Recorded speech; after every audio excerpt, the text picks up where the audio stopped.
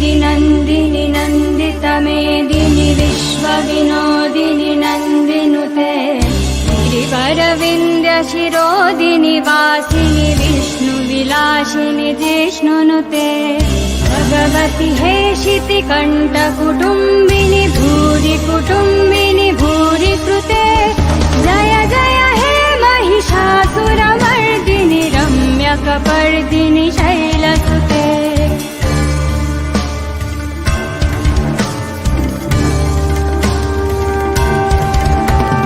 सुरवरवर्षिणि दुर्धरदर्शिनि दुर्मुखमर्षिनि हर्षरते त्रिभुवनपोषिणि शङ्करतोषिणि किल्बिषमोषिनि घोषरते धनुजनिरोषिणि दितिश्रुतरोषिणि दुर्मथतोषिनि सिन्धुसुते जय जय हे महिषासुरमर्दिनि रम्यकपर्दिनि शैलसुते जय जय हे महिषासुरमर्दिनि रम्यकपर्दिनि शैलसुते जय जय हे Mahishasuramardini रम्यकपर्दिनि शैलसुते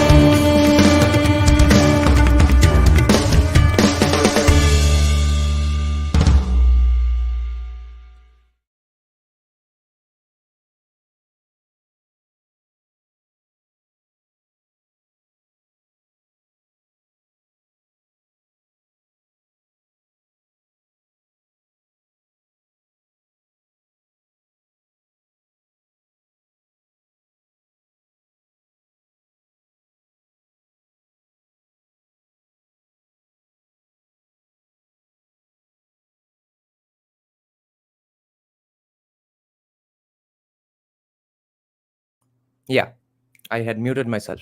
So, hi guys. So, Bangladesh has fallen.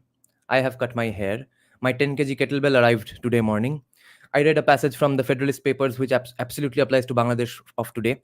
And an uncle of mine went to Amarnath and got me this T-shirt and some prasad and this thing which looks like a coin. And I'm sure those of you who have been to Amarnath know what this is all about.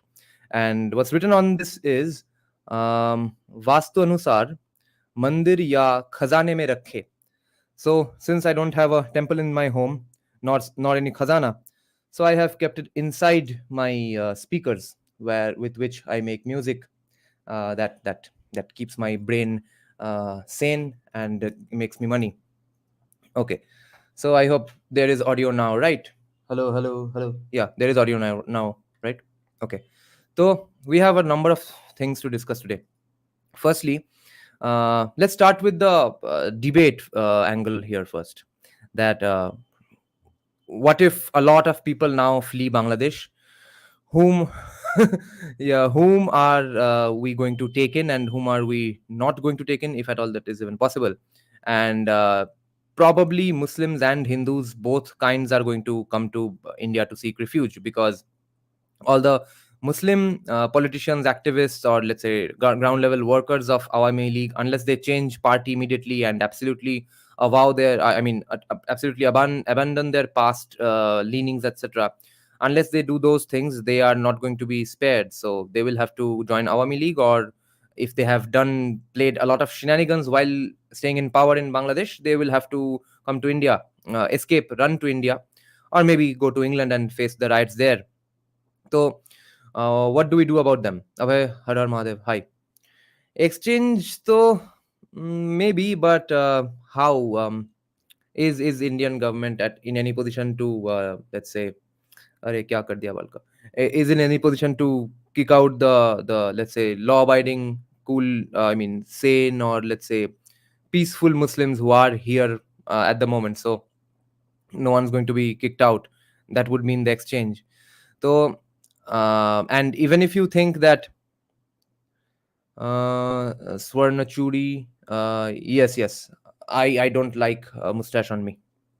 So if at all you think that only Hindus should be taken and Muslims should not be taken, my concern is how do you make sure to do that? Because the moment Indian government says that we will take in only Hindus, Muslims will of course try to look like Hindus and get a fake ID of some sort, and join and come to India and run away to India anyway. So I'm not sure if that is possible as well. If at all, in the ideal scenario, taking in only Hindus is possible. Even with that, I have seen some pushback. That so this occasion and this platform might be a great way to debate it, because I don't have a complete hard stance on it, because this was all of a sudden, right? I did not think of a scenario like this and have my stance clear on. But on the face of it, it seems to me that at least taking in Hindus, no matter what the number, is actually possible, doable, and won't be a problem. Now there will be law and order situations no matter what. Okay, let's say 1 crore Hindus come today today into India from Bangladesh. There's going to be pushback from non-Hindus in West Bengal as well, because either they will feel those anxieties that Dr. Shomode talks about, or they will feel that their jobs are going to be taken away, because these poorer people who are going to come, they are going to charge lesser for the same job, and they know what that is like. They came to India in the first place, those non-Hindus, to and undercut Hindu laborers here. So they know how that works. They know economics better than commies. So they are going to be worried about that as well. And besides, in a desperate situation like this, let's not assume that each and every Hindu who comes here is going to be a law-abiding citizen as well. So there will be some problems with that as well. But I think, on the whole, them coming here would be a good thing, based on economics and based on morals. तो morals के लिए तो ठीक है, वो हिंदू हैं तो उनको आने देना ही है. ये तो है basically the last Hindu homeland, or the only Hindu homeland maybe. So on the economic side, this breaks down a lot of monopolies. Prices in West Bengal go down, and people are now incentivized to improve their skill sets, because at the moment the laborers and the, let's say, the workers, the plumbers and stuff, the mistries, I don't know what the term is, let's say people who make buildings and stuff. Okay, so all of that, anyone who is even a bit reasonably skilled is not in West Bengal, whether Hindu or Muslim. They live in Delhi, Bombay, Bangalore, Saudi Arabia, etc. Okay, nothing that you repair in West Bengal today will go on for more than 1 or 2 months. Okay, or 2-3 months maybe. No one knows how to do any job well or correctly. Perfectly to chori do. So when these Bangladeshi Hindus come in and take their jobs, so the ones who are maybe in a position to improve their skills, they come out the winners and stuff. So from the economic standpoint, that's how we benefit.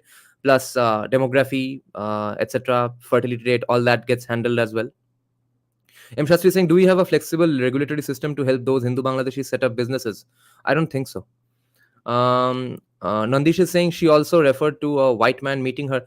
हाँ भाई नंदिश, ये point अच्छा है. I'll show you Ankit Shah's post today. That was the most curious of all. Okay, he has an interesting view. That will be fun to discuss. Okay, let's see that.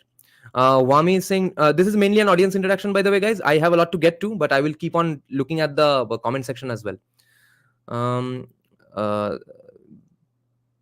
Why Hindus are facing this situation? This needs to be debated first. Until we fix the root cause, nothing will improve.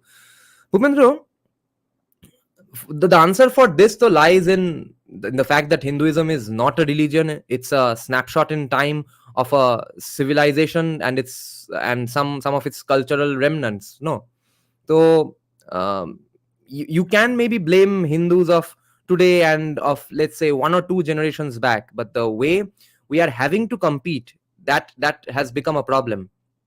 We never thought that we Hindus, meaning our ancestors growing up in a land of fertility, will have to come face to face with a challenge whose idea of living itself is different, who come from a land where there is scarcity of everything. So they are desperate to conserve and preserve anything they know, whatever knowledge they have, whatever skill set they have. They will have to just save that in their own way and at any cost. Those are the people our ancestors faced, whom had no idea of a nation or an united religion, and some had, of course, a basic understanding of race and culture, that I mean, these guys are after all mlecha, so let's join hands against them. But that was, of course, sporadically. Some people did think of it that way, some people didn't think of it that way.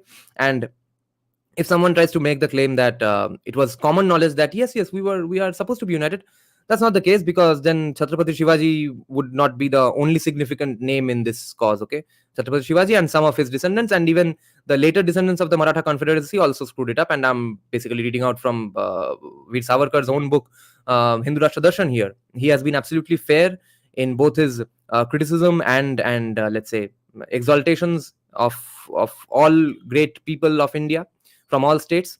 And he goes on pointing out all the flawed Marathas, Jats, Rajputs who betrayed the cause sometime or the other. Now, the question would be whether they thought it's a cause in the first place. Of course, the message had gone out from Chhatrapati Shivaji onwards, but still किसी के दिमाग में, ज़्यादा लोगों के दिमाग में घुसा नहीं.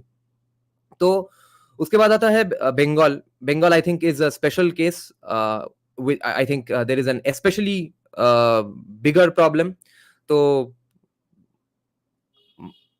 the conclusion I have reached is that there must be something in the insanely fertile nature of things that makes human beings mild mannered and complacent, I think. And ये फिर शाक्त ट्रेडिशन, वो गोपाल पाठा, एक दो डाकू वहां के, ये सब थोड़ा थोड़ा ट्रिवियल एविडेंस दे के कोई फायदा नहीं है. हमारे कन्विंसिंगली आर्ग्यू करने के लिए हमारे पास आर्ग्यूमेंट तो मतलब एग्जाम्पल्स तो ज्यादा है नहीं. वो क्यों है? हर जगह से कोई ना कोई बहुत बड़े बड़े सिग्निफिकेंट किंगडम्स मिल जाएंगे, यहाँ से नहीं मिलते हैं. तो I would not say that Bengali men are, let's say, opposed to violence in a way. So then West Bengal would not be the most violent state in the country right now. So obviously Bengali men are ready to die for a cause.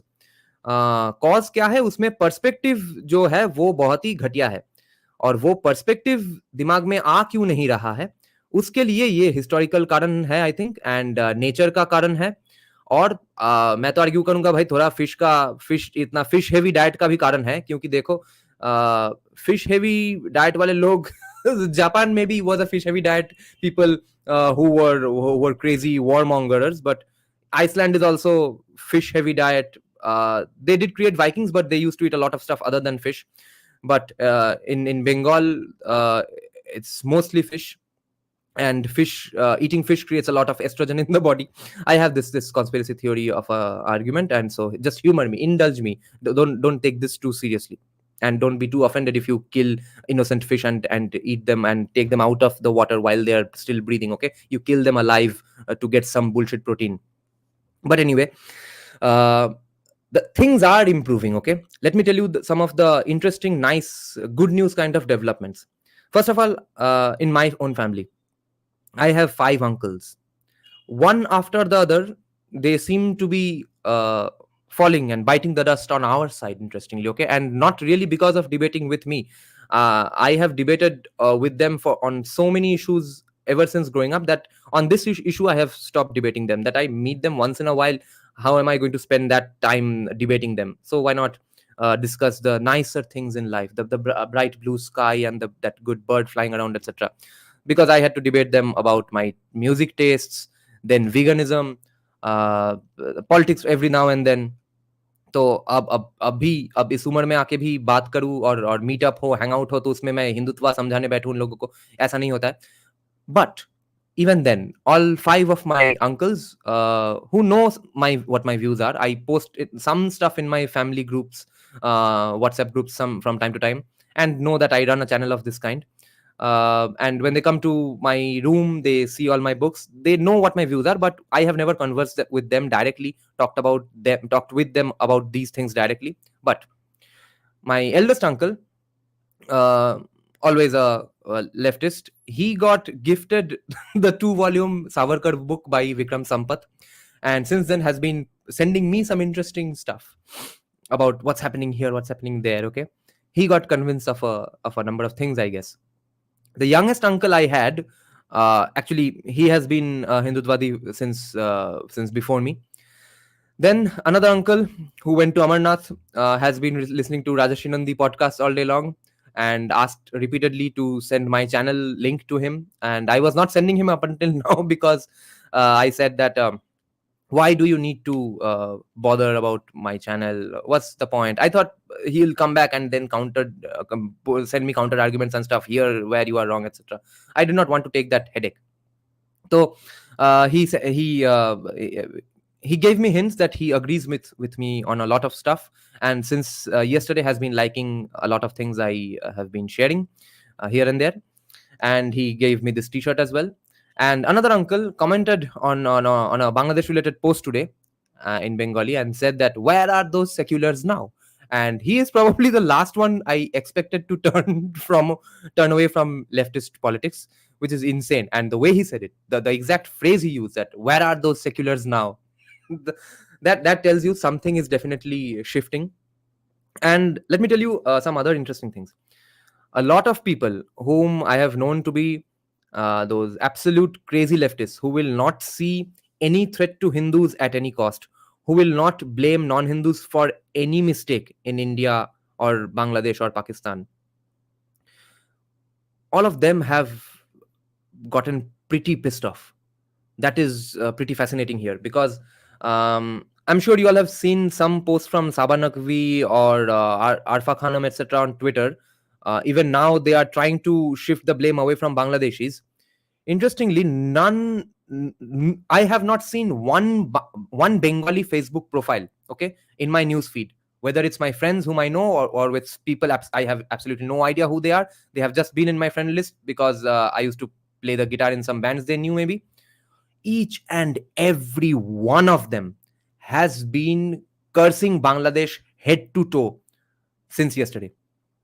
And some of them were in favor of the student protests as well. Okay, so I guess most of them might be Bangals, but for some reason, and girl, boy, regardless of their gender, regardless of their caste. Okay, you know that the Brahman Buddhi and Kaisto castes in Bengal are famous for being rabbit commies. Just 1 hour back, a Brahmin girl, 1 or 2 years younger than me, she's a classic Bhadralok profile. Okay, sings little Rabindrasangit from every now and then, posts on Facebook, highly educated from some elite university. She sees my Facebook stories where I shared the clips of some Bangladesh incidents and some Israel incidents as well. She inboxes me and says, send me these clips, I want to post them. So insane stuff is happening. Oh, hello, Salvatore Babones is here. Hello, sir. But given the focus here, Bengal focus here, I was just wondering, what are you guys talking about? I was reading about the life of Karl Marx. Basically, he was an elitist Jew. Okay, we don't know about our first king Shashanka, and our secular Bengalis villainize him by showing him as an anti-Buddhist persecutor and a religious bigot similar to Islamic invaders. Yeah, very little information is available on Shashanka. Okay, Nina had brought up a great point, by the way, on Twitter. Okay, Nina was asking that let's say the prediction I have for West Bengal, that one day India will have to lose it. It may not be in our lifetime, really, but sometime in the next 150 years, it will fall. Nina was saying that is the time now then? Is it? Are these things going to lead to that? I think even Avinab was saying that he had no idea that all my predictions will come true. I don't think this is going to lead to that. Okay. The way I see that the fall of West Bengal happening is that we get caught unawares, we get caught napping. We are chilling. We think we finally have a awakened Hindu state, and law and order is tip top. Economic conditions are good, and our friendly homies on the other side are also towing the line, because the moment law and order gets taken care of, they immediately change their minds. They give up on everything. All you have to do is keep law and order in mind. Give them the message that you are not allowed to do halla and rioting everywhere and anywhere. Okay, just how Saudi Arabia and UAE have been managing it. Okay, and you have to not subsidize them for the things they want to do. You have to stop incentivizing them to doing those things that harms us. Okay, just do these two things and it will be taken care of. But in such a situation, when these things have been achieved many years from now, then there will be a phase of complacency, which will then create a call for reformation that happens from time to time on their side. And that's when we are absolutely screwed, Hindus of West Bengal, because the numbers are gone now. And when those numbers come, no one can save you. What's the difference between us and Israelis neighborhood wise? Not much, not much. Nina is saying 1905 partition was a typical call for reform moment when we were caught unaware. Yeah, pretty much. And that reform call had been, by the way, started from Sir Syed Ahmed Khan only.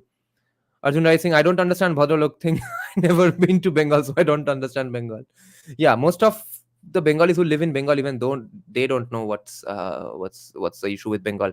Abir Zain is saying, to those who are blaming the Hindus for supporting protests, without them we would have been worse casualty. Right now we can ask for protection in the name of secularism. Yeah.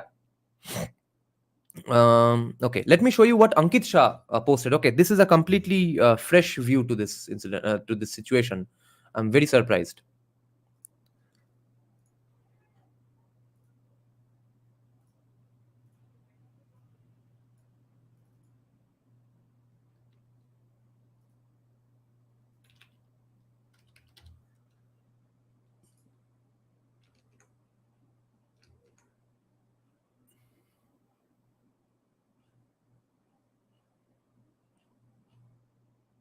ये देखो, हाँ. He's saying what happened in Bangladesh. One, she already knew that she has lost all support. She overstayed in recent Bharat visit to find out if some support can be arranged. Um, she released the theory of some Christian state to be carved out, thinking that will fetch her external support, which Russia, Bharat, and China did give jointly before elections. There is no mass movement to form a Christian country in or around Bangladesh. Yes, missionaries were always active in the northeast and are being curbed by FCRA and other tools.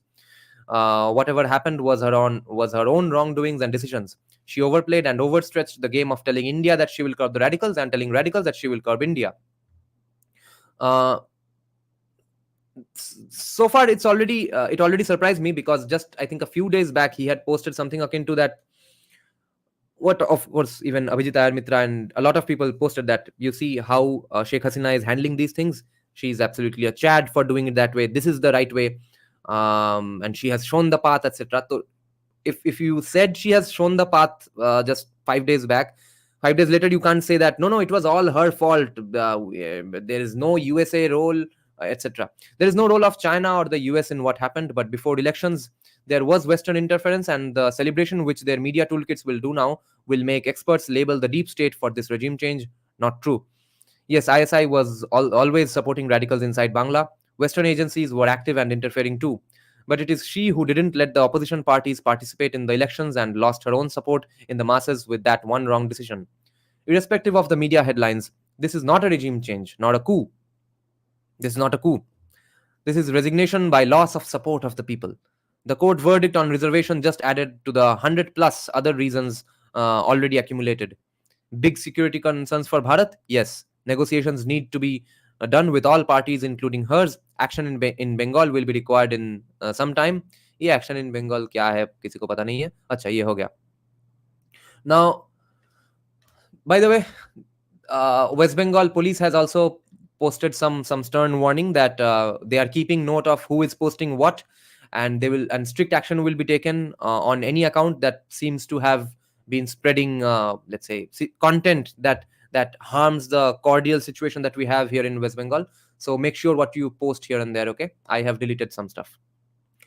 Hello sir. What an honor to have you here. Thank you sir. And he has posted something. He's saying, I'm curious, was it just a coincidence that until recently both West Bengal and Bangladesh had strong woman leaders as opposed to strong man leaders? Salvatore sir, you see, I do believe in the American deep state conspiracy theory at the moment, that they might need someone to keep India in check, because on some issues India is USA's friend, and on some issues India seems to be perfectly fine with China and Russia. So putting Mamta on the throne in 2011, I have heard some people say, probably just a conspiracy theory, that she was put there with the help of the deep state even back then, because remember, a lot of things were happening back then. India had backed out of the nuclear CPIM wanted India to back out of the nuclear deal, which Manmohan Singh absolutely made sure that we stay in. So just when CPIM backs out of the nuclear deal and takes away support from the Congress in the center, that's when Congress flips on CPIM. Even though up until that point, Congress had a kind of a friendship with CPIM going on. Congress used to be called a watermelon in West Bengal, that green on the outside, red in the inside. Okay, so and Mamata Banerjee kind of made Trinamool Congress with because as a criticism and complaint against that situation only. All the student politicians in West Bengal know that Chhatra Parishad, which is the student wing of Congress, and SFI, which is the student wing of CPIM, they used to have a collaboration and understanding between them, that if there's a college which has a morning division and a day division and a night college version, etc. So the day will belong to SFI, the night college will go to Chhatra Parishad, and no elections and stuff. We will handle it in our own way. So Trinamool Congress comes in and sets a fox in this hen house of accommodation, and but Trinamool Congress never ever was gaining any foothold, not to any significant amount. Even when 2007 or 8, I remember a clip of Buddhadev Bhattacharjee. Uh, a famous journalist from a famous news channel asks him that, you see, sir, this Shingur Andolan, the Shingur movement that's going on, do you think Trinamool will be able to create a fire of protest all across the state? In 2007 or 8, Buddhadev Bhattacharya's response to the journalist saying that, is there Trinamool Congress really in the entire state? Do they even exist in the entire state? And 3 years later, uh, that party with about whom he's talking in such a way, that party is already in power in West Bengal. Okay, so and more importantly, the Bhadralok, who can be called a caste, whom historian Shekhar Bandyopadhyay has declared to be a caste, the Bhadraloks, the intellectuals, academics, etc., who have either been Congress minded and voted for CPIM, or have been CPIM minded and voted for Congress in some time, but more or less they are what you would call today in the left liberal cabal. Of course, they knew some stuff about CPIM's misgivings and shenanigans, but they never really showed any strong opposition to those things. Not really ever. All of a sudden, 2006-7 onwards, they decide that yes, bad things are happening in West Bengal and we must protest. So after like 30 years, okay. So there might have been some deep state shenanigans back then with that as well. That if CPIM is allowed to play these shenanigans more, and they go on with these things, and Congress maintains their friendship, which prevents deep state interests from taking root in Bengal, then yeah, then we need someone else. And maybe a female face might be easier to convince these brain dead commies. So let's have one. So maybe she checked some boxes. Maybe that's the case with Sheikh Hasina as well. But as for Sheikh Hasina's fall, I think yeah, deep state has played a part. My understanding is that India and China helped her with the elections and stuff, which I keep hearing from some people, some journalists, some conspiracy theorists, that India might have had a hand in the elections in Bangladesh. But the thing is that Bangladesh was never destined to have free and fair elections for any time to come, because it's a conjured up, randomly made nation out of a kid's tantrum that I want a country of my own, I want a country, with no clear basis and proof that you can even be a country. So if you made a country on a tantrum and a whim, you will have to run it on people who throw tantrums and show their whims. Okay, so my only qualm here is with the atheist blogger types in Bangladesh, who for some reason can't figure out that this is their fate. This is what it is. What it is. This is how your country is. This is how your country will be. Either Bangladesh will be India's bitch, or it will be China's bitch, or it will be USA's bitch, or it will be India and USA's bitch, or it will be India and China's bitch. You will not be a free and muktamana free wolf in the forest, bro. That's how your country is. You made a country out of the blue. It won't happen. So my qualm with the blogger types is that why can't you figure out that there will be some kind of despotic governance in your country, otherwise you can't function. And it's not like y'all hate despotic governments objectively. Y'all go to Saudi Arabia for jobs to get educated, y'all go to UAE, y'all go to China even. All these countries are functioning pretty nicely with despotic, autocratic or monarchy governments and stuff, where you don't really have insane amounts of free speech and muktamana bullshit going on. So why are you that bothered about your country? Why? Again, just a tantrum, right? So you see, this country is just used to tantrums only.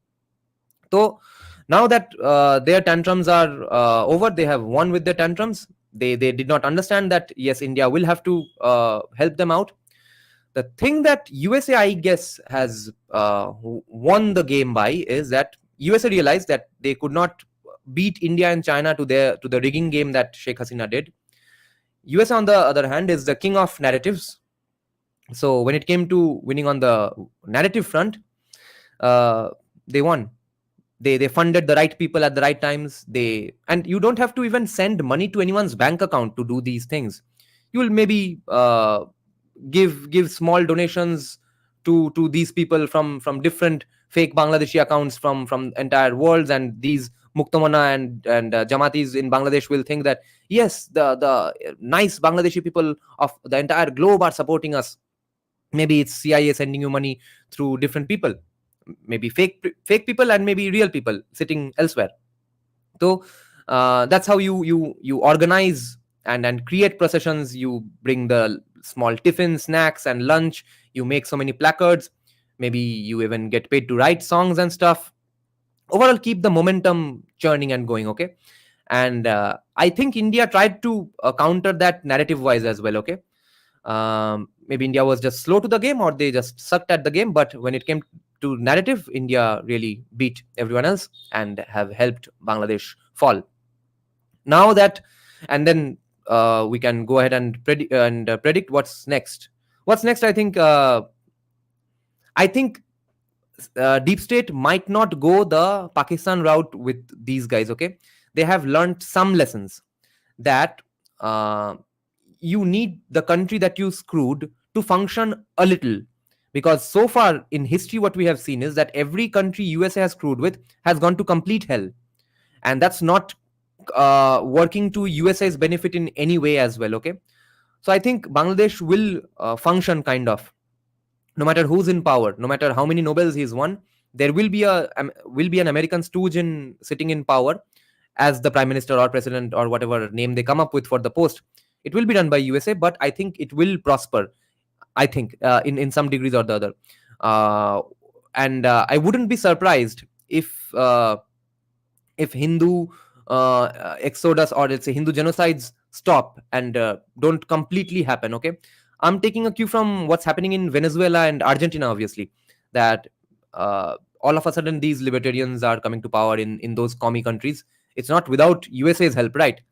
But since those economic policies are good, they are functioning. So all I look to them for is that what policies they're putting in and how they are benefiting the country, which are known to benefit whenever they are put in anywhere, whether USA helped you come to power or not. So I'm not saying that now a libertarian is going to come to power in Bangladesh as well. जिस देश में जो आदमी मिलता है, जो आदमी थोड़ा बहुत मोमेंटम क्रिएट कर सकता है, उसको उस देश में वैसे ही काम करना पड़ेगा. तो Bangladesh will have some sort of a functioning country, I think. No, libertarian Bangladesh is not happening, bhai. The army is facing its own coup. Many officers are replaced, and many reports of alleged killing among armies. Yes, of course. Sheikh Hasina loyalists will get screwed. UK rejected Hasina's asylum request, and some journalist on Twitter posted that maybe she should have gone there on a boat, then they would accept her. Actually, she should have. Shoptoshi saying, নিরানন্দা আমাকে বাংলাদেশ থেকে বন্ধু পাঠিয়েছে, ওকে, হিন্দু নাম রেখে বলছে তারা safe আছে, পুরো প্রপাগান্ডা মেশিন নেমেছে. Yes. Yeah, Shoptoshi. So Shoptoshi is saying that some people have been making fake profiles with Hindu names and to convince people that Hindus are safe here. Now the thing is, I spoke to a Hindu friend of mine whose parents live in Bangladesh, and she spoke to them. I don't remember when. Itna kuch ho gaya subah se. I don't remember if I spoke to her today or last night. So anyway, she said that like half an hour before speaking to me, she has also spoken to her parents who live in Chittagong, incidentally, where the local mayor's office has also been burnt. And I asked that, how are they? Are they safe? Are they coming to India now? She said that no, they have no plans of coming. They will come after retirement and stuff, as they had planned anyway. I said, what? Why? How? She said that they are not facing any problems. They have no affiliations with the Awami League, so they have been spared, maybe for now. But for now, the information I've gotten from many actual Hindu handles as well from Bangladesh, not just fake Hindu handles, is that Awami Leaguers are getting targeted. Mainly, if you are Hindu as well as Awami League person, then of course you are extra screwed. There's an intersection of murders here, but it's mostly Awami Leaguers for now. That's what I hear. There are two kinds of Hindus in Bangladesh: privileged and upper caste, poor STSC Hindus. Absolutely, and the person I'm talking about is Brahmin or Kshatriya. Probably, yeah, Brahmin, I think. That the Hasina didn't want to resign. She was forced as a group among army was about to kill her, gave her 45 minutes to escape. If this is a true fact that you are saying, then of course Ankit Shah is wrong. I wish a Jyoti Basu comes to power in Bangladesh. Probably not, because then their economy will suck. USA won't like that. একজন তো নামটাও বদল করতে ভুলে হিন্দু আছি ভালো আছি. So after US elections, will there be any change? Any change in which context, Nandish? In our context, no. And I think, by the way, Kamala Harris is winning. Might be a good time to read. एक minute कहाँ गया comment? We will rise. Parakram Divya is saying yes. Might be a good time to read Glass House by Amitav Ghosh. I know a Bangladeshi who came 6-7 years back. He was celebrating yesterday. Which religion? Hasina was trapped. High Court gave unfavorable judgment after reversing it earlier. Army refused to cooperate. Yes. US wanted to lessen China's influence, as Hasina was tilting towards China more to gain people's trust, as ground sentiment was against India, and India knew about this and played along, given the security that the next government there will be approachable and Jamaat will not run free. My friend in US said Harris will win. I think so too, because I know people in USA who don't follow politics at all, okay? And with them, the kind of information they have, oh my God, it's insanest of the most insane views, okay? So if we will see after this election, if Trump does win, it will mean that a lot of people follow politics in USA, okay? If Kamala wins, then you will have to conclude the obvious understanding that most people don't follow politics. Do you think the Chinese would let it so easily, the deep state taking over Bangladesh so easily? Maybe there was a tussle and China lost. Because remember what's common between India and China, and why were they, maybe if all this is true, why were they able to win the rigging war, not the narrative war? Because both these fuckers suck at narrative wars, no? At least China has had the brains to fund countless academics in the West. हमने तो वो भी नहीं किया है. तो वो propaganda से युद्ध जीतना इनसे नहीं हो पाया. एंड यू सी, वो डिक्टेटरशिप अगर चल रहा है, और डिक्टेटरशिप बिना चले तुम्हारा देश चलेगा नहीं, क्योंकि तुमने टैंट्रम के बेसिस पे देश बनाया है, ये अंडरस्टैंडिंग अगर नहीं रहा, तो नैरेटिव वॉर खेल के भी ज्यादा फायदा नहीं होने वाला है, ठीक है? क्योंकि after all, this is that youthful vigor kind of a situation, no? That it's all attractive. To protest against the government is anywhere attractive. And then when your government is actually dictatorship, actually works like a dictatorship, is actually corrupt. On the other hand, you think dictatorships are bad, you think corruptions must go away, then of course, what propaganda is China or India even going to do? That no, this government is actually great. That no propaganda can prove that Sheikh Hasina is a good prime minister, okay? By objective measures, by relative measures, yeah, I guess they should have been matured enough to realize that it is what it is. Yahi tumhara bhagya hai, bhugto. But of course, you can't expect young people to understand these things anyway, unless there has been a decade-long propaganda to convince those things as well, that hum thoda autocratic honge. You can't teach those things in school.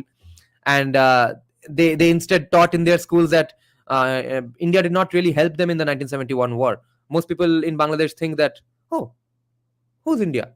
We don't know who's India. It's all those Mukti Jodha guys who won the 1971 war.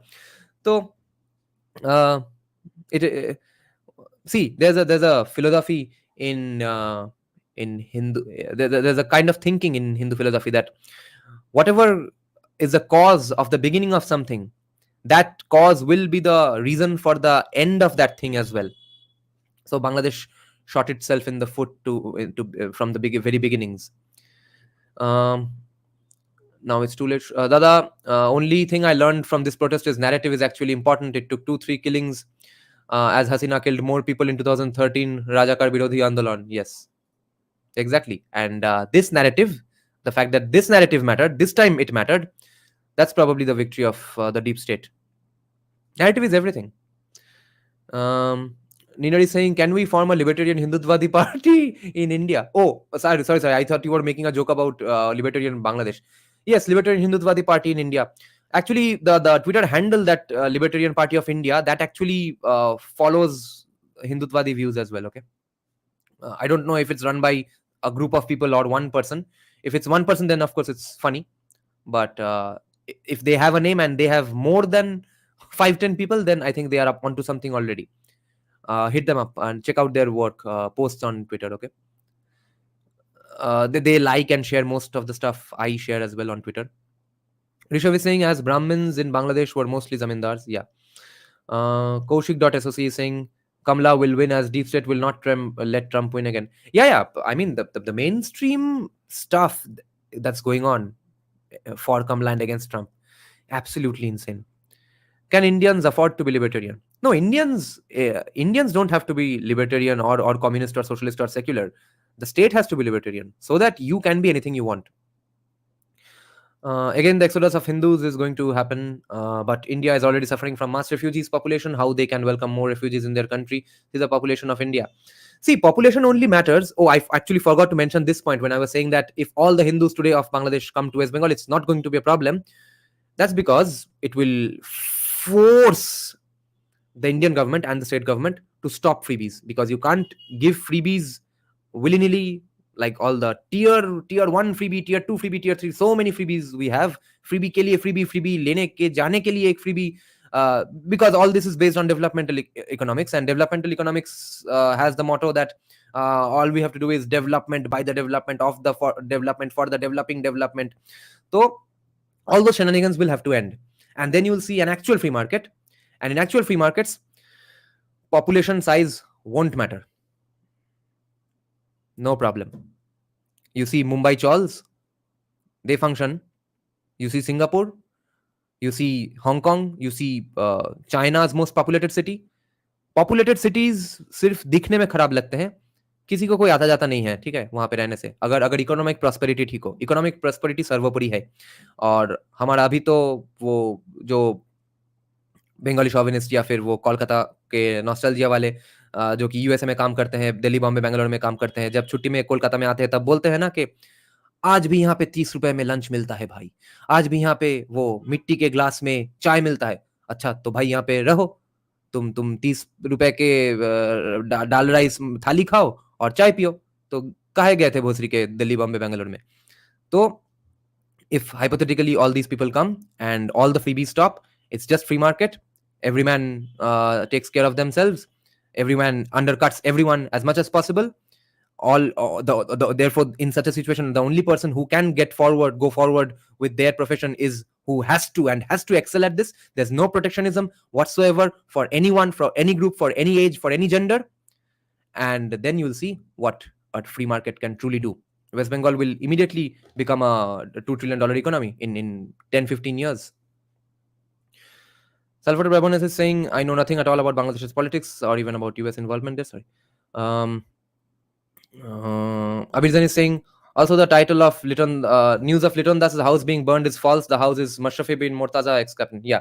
And Mashrafi bin Murtaza used to be friendly towards minorities. He had protested against the Hindu temples being burnt earlier on as well. Are they going to stop freebies? I really have doubts. All of them are high on freebies culture. Yeah. If 1 crore people come, then of course you, at least logically speaking, sanity wise, you can't really give so much freebies to so many people. But if people are addicted to the idea of freebies like Narendra Modi and Mamata Banerjee, then of course who knows what's happening, what's going to happen. Kartikeya Vichar is saying, ये तो किसी और के लिए, backing center, it's rare. Yeah, it means she's panicking.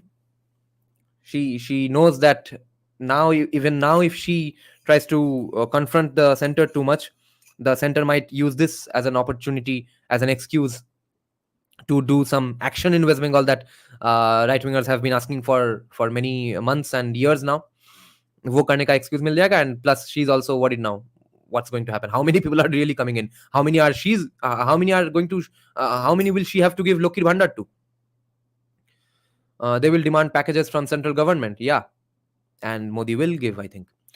We need to arm Bangladeshi Hindus to them to make them able to protect themselves. No, Nina.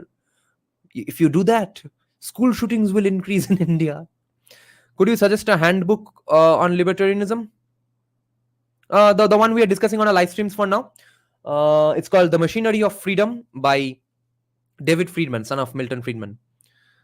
Ideally, someone's father is should not matter, but in India it matters. So I'll just keep up the caste angle here, kind of, that he's from the famous house of Friedmans.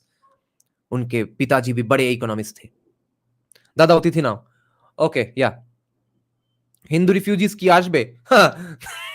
That is a tricky question. So far, some Hindus are planning to come. A lot of them are also not planning to come. A lot of them have plans to never come, no matter what happens, because of course they share the emotions with their land and stuff. So if a plot twist happens that it's the Hindus who don't come, but non-Hindus come and say that we are persecuted Hindus, then it's an even more insane situation. Lots of people are saying this is an opportunity to expand the chicken neck thought. Yes, chicken fucking neck has to be expanded. We have had enough of this bullshit. We have to annex some shit from Bangladesh. There's too many Bangladeshis in India and West Bengal, guys. We need something back. পিসি চাইছিল আলাদা বাংলাদেশ, পেল অন্য Bangladesh. Yeah, okay. Let's post this link for people who want to join. I'll pin it later on, okay? Salvatore sir is saying, I don't know anything about the situation, that's why I'm here listening. Okay. This is why they are targeting Mujibur Rahman too. Yes. And Mujibur's assassin used to live in Kolkata for many years. Do you think the Chinese would let it happen so easily, the deep state taking over Bangladesh so easily? We kind of just discussed it 5-10 minutes back, that first of all, this victory that was won in Bangladesh right now by the Jamatis, this was not a victory of force, strength. Okay, this was just a plain and simple a victory of a narrative, and China sucks at narrative. The best they have done is funded some Chinese scholars in USA, and not much has happened since then as well. Everyone in the world hates China except some libertarians probably. Okay, Mr. Sociologist is here. I'll take him in. And India also, probably no one in the government knows the spelling of the word narrative. Okay, and who is the best in the narrative game in the whole world? It's USA.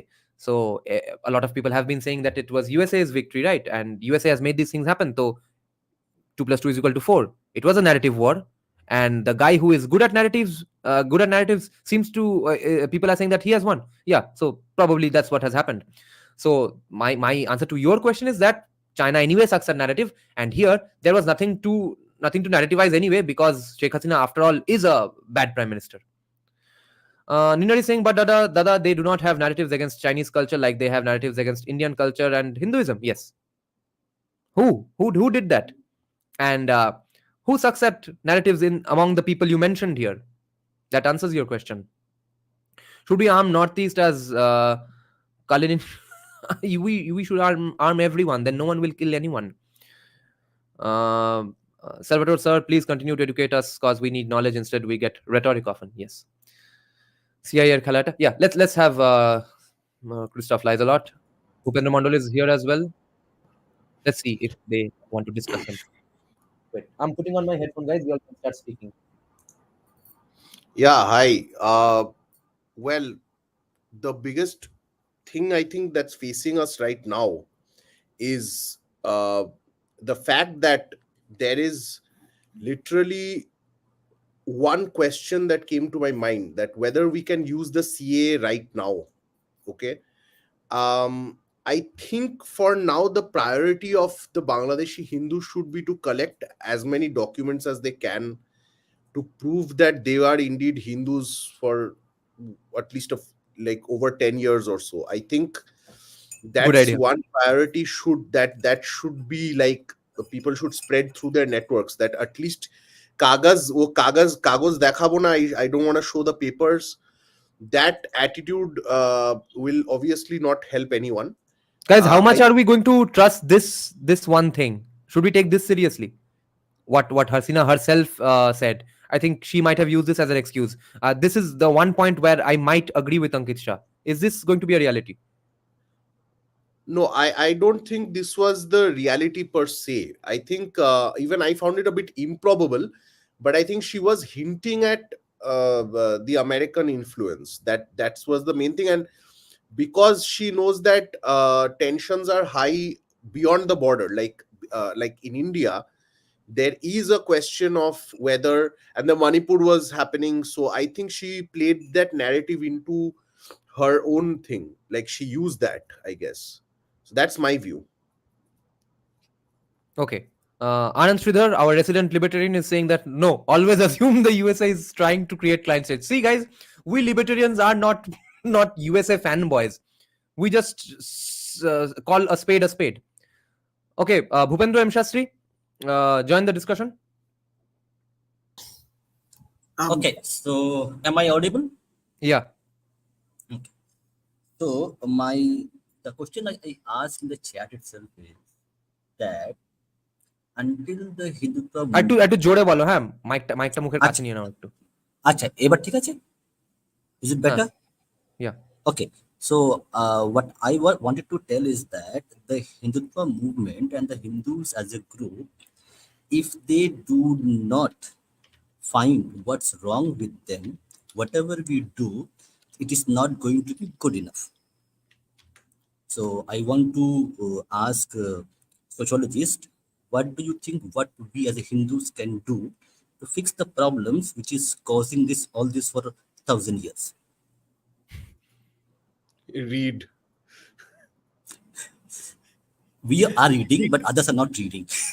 Yeah. No. I mean, I think well, I won't be as hopeless as like you are feeling about this situation, because in the last 10 years, as Neerajan himself was saying, that he's seen a ton of change, and this is the kind of change that I did not expect. Okay, and this is mainly due to social media. So I think the primary thing has to be that social media needs to be free, the internet needs to be free, and that itself is having a good effect, because in West Bengal right now Hindutva is more normalized than you would expect. Okay, which many people will not accept.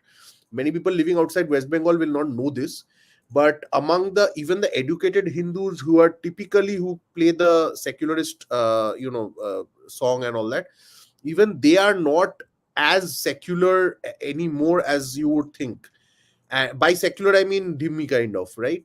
So they are not like that anymore, and I think this is the big reason is not because they are facing actual brutalities. It's because they are actually seeing what's happening in Bangladesh, Afghanistan, Pakistan, Sri Lanka, other parts of the world, France, Germany, America. They're seeing these things, and they're also seeing instances of their own state going to the dogs, where, as you remember, CPIM's Mohammad Selim shared a video of a guy flogging a woman. These kind of things have been shared heavily in social media, and I think it's having an effect, because no longer people doubt that there is a problem. Okay. Exactly. That has been the most surprising thing. My commie metalhead friends who just 5-6 months back were taking screenshots of my posts because I'm an evil Hindutva fascist right winger. Even those guys have shared posts saying all eyes on Hindus and stuff. Holy fucking shit. They probably didn't know Hindus exist in Bangladesh up until like 10 months back. Yeah. I'm telling you that this last 10 years has changed things rapidly. Whether it's because Modi came to power, Geo became free, cheap, whatever. It's some these like all these No, factors came the together. organic Hindutva debating fucking army on Facebook with their fake profiles or real profiles has done a phenomenal job. It's their victory. Yeah. And I wouldn't be so hopeless, I wouldn't be so too hopeful either, but I wouldn't be as hopeless as many of us were a few years ago. I think the Hmm. situation is changing heavily. Hmm. So Okay. M. Shastri, join us.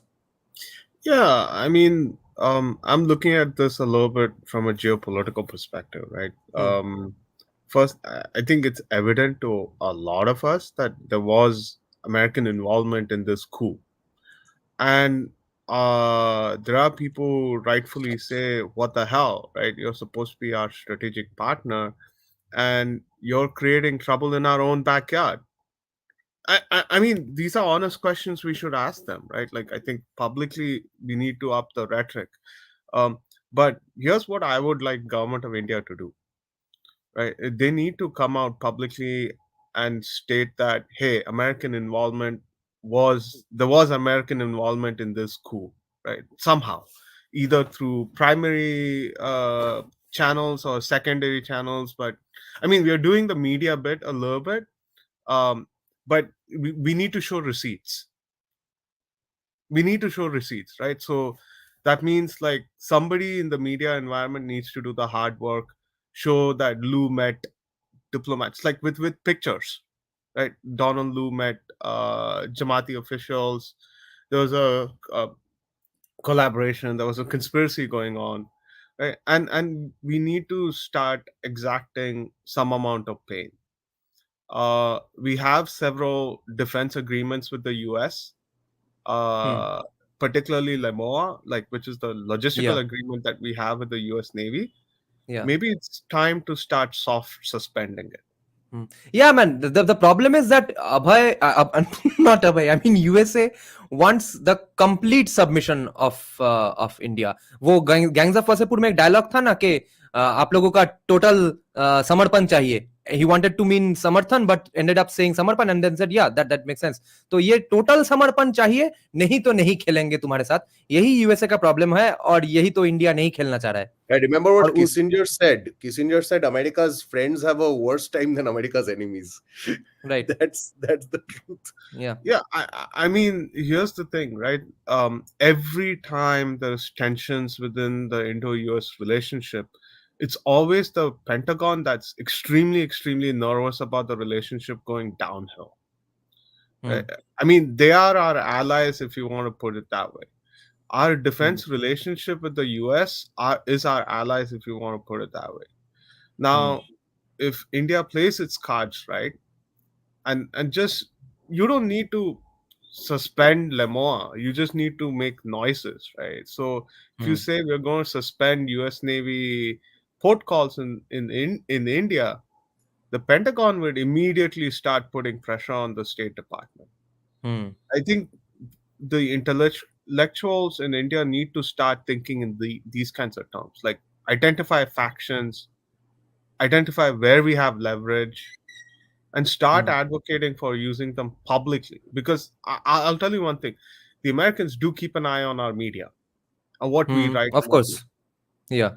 So if we start making these kinds of noises, they will start paying attention. And we need to show them history, because and this is what I mean by come with receipts, right? Like they messed up Afghanistan. That's still a big problem in our neighborhood.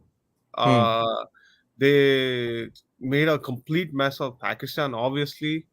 Now they're making a mess of Bangladesh. And they're not solving problems for India. This is not strategic altruism that Telus advocated for 2 years ago. This is the exact opposite, right? And this needs to be clearly told to the United States. Right? Okay, one moment, M. Shastri. Abir Zen, I'm being told that your device is not connected. They will need to connect their mic or cam before you can add them to the stream, okay?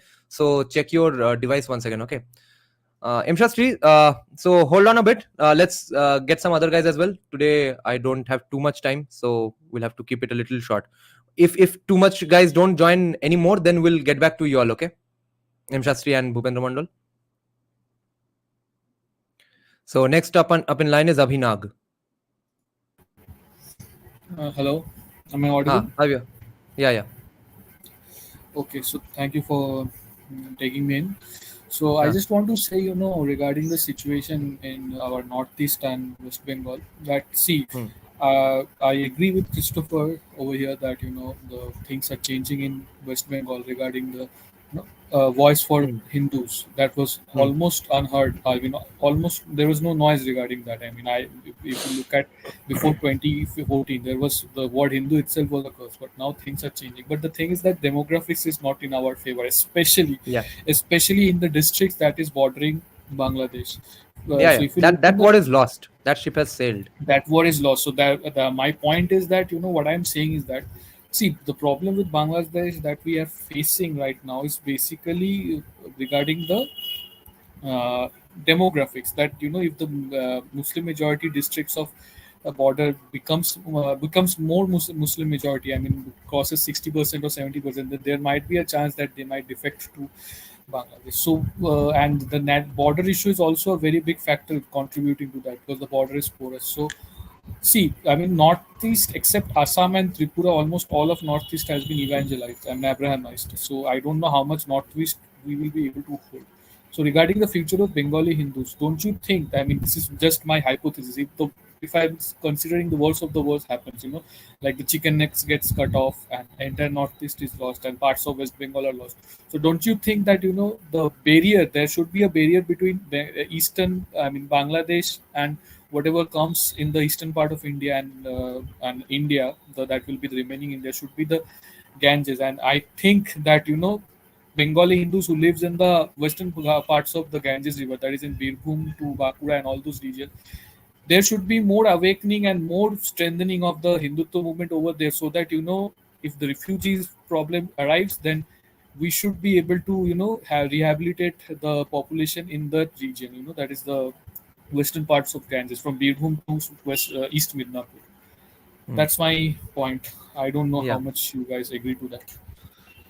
Yeah, and that more Hindu awakening sort of thing, that is inevitable. That's going to happen more anyway now. That's not even a problem. Any Christoph Lizelot, do you want to comment on the other things he said? Yeah, I mean, with regards to the demographic change and stuff, I No, think the it's a chicken neck, the chicken neck stuff. the chicken neck is not that much of a concern yet for me in the sense that they won't make that big a mistake of completely balkanizing that area from that. I don't think they'll do that right now. Hmm. You have to understand that the moment they do big stuff in West Bengal, the more there's a chance that the central government might intervene. So it's a curious balance at this point. Yeah, Okay. and of course, the Farakka Dam is always our last Brahmastra in a way. Anyway, we can drown No, them. I think the main what we should focus on, I think, is that the fact that because demographic change cannot be altered so easily. What we have to do is we have to now focus on seeing whether voting rights are being adequately given to Hindus, and by Hindus I mean scheduled tribes, scheduled castes, and OBCs who are who are more in number, who are numerically the majority, but who still do not get the kind of electoral representation in West Bengal or other states that you would think. So whether in West Bengal that will help the national cause, in my opinion, and that has to be done in a very clever manner by replacing the present state government. But that must be done democratically. That is my view. Again, what my real view is, I will not put it out in public. Okay. Yeah. So, Yeah, most of our real views can't even be put out in public. Most of our real theories can't be put out in public, and it would actually help our cause if more people started showing their faces and real names in their handles. Okay, if all of you see, no, not one single guy is showing their face here. That has to change. Hindu Some majority people have, country, bro. Hindu majority country.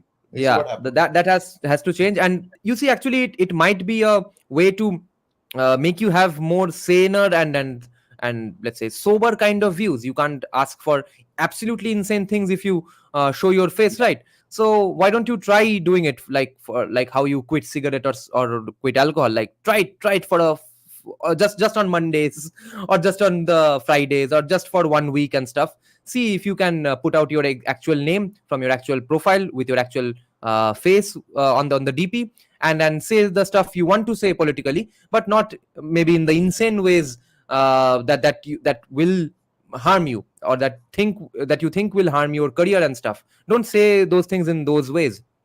Try it out, because more real profiles will actually help our cause. Okay, next in line is I guess cheap thrills. अरे सबका DP अभी change हो रहा है. Who changed his DP? I can't see. Anand Sridhar changed his DP. Nice. He's already joining this fight. I've been in this fight for a long time. Okay. I just couldn't get StreamYard to do the thing properly. That's why the picture was like still the old one. Okay. So yeah. So Anand, wait. You'll have to wait a little. Okay. We have Sure, someone sure. else waiting in the line. So next in line is cheap thrills. What do you have to say, cheap thrills?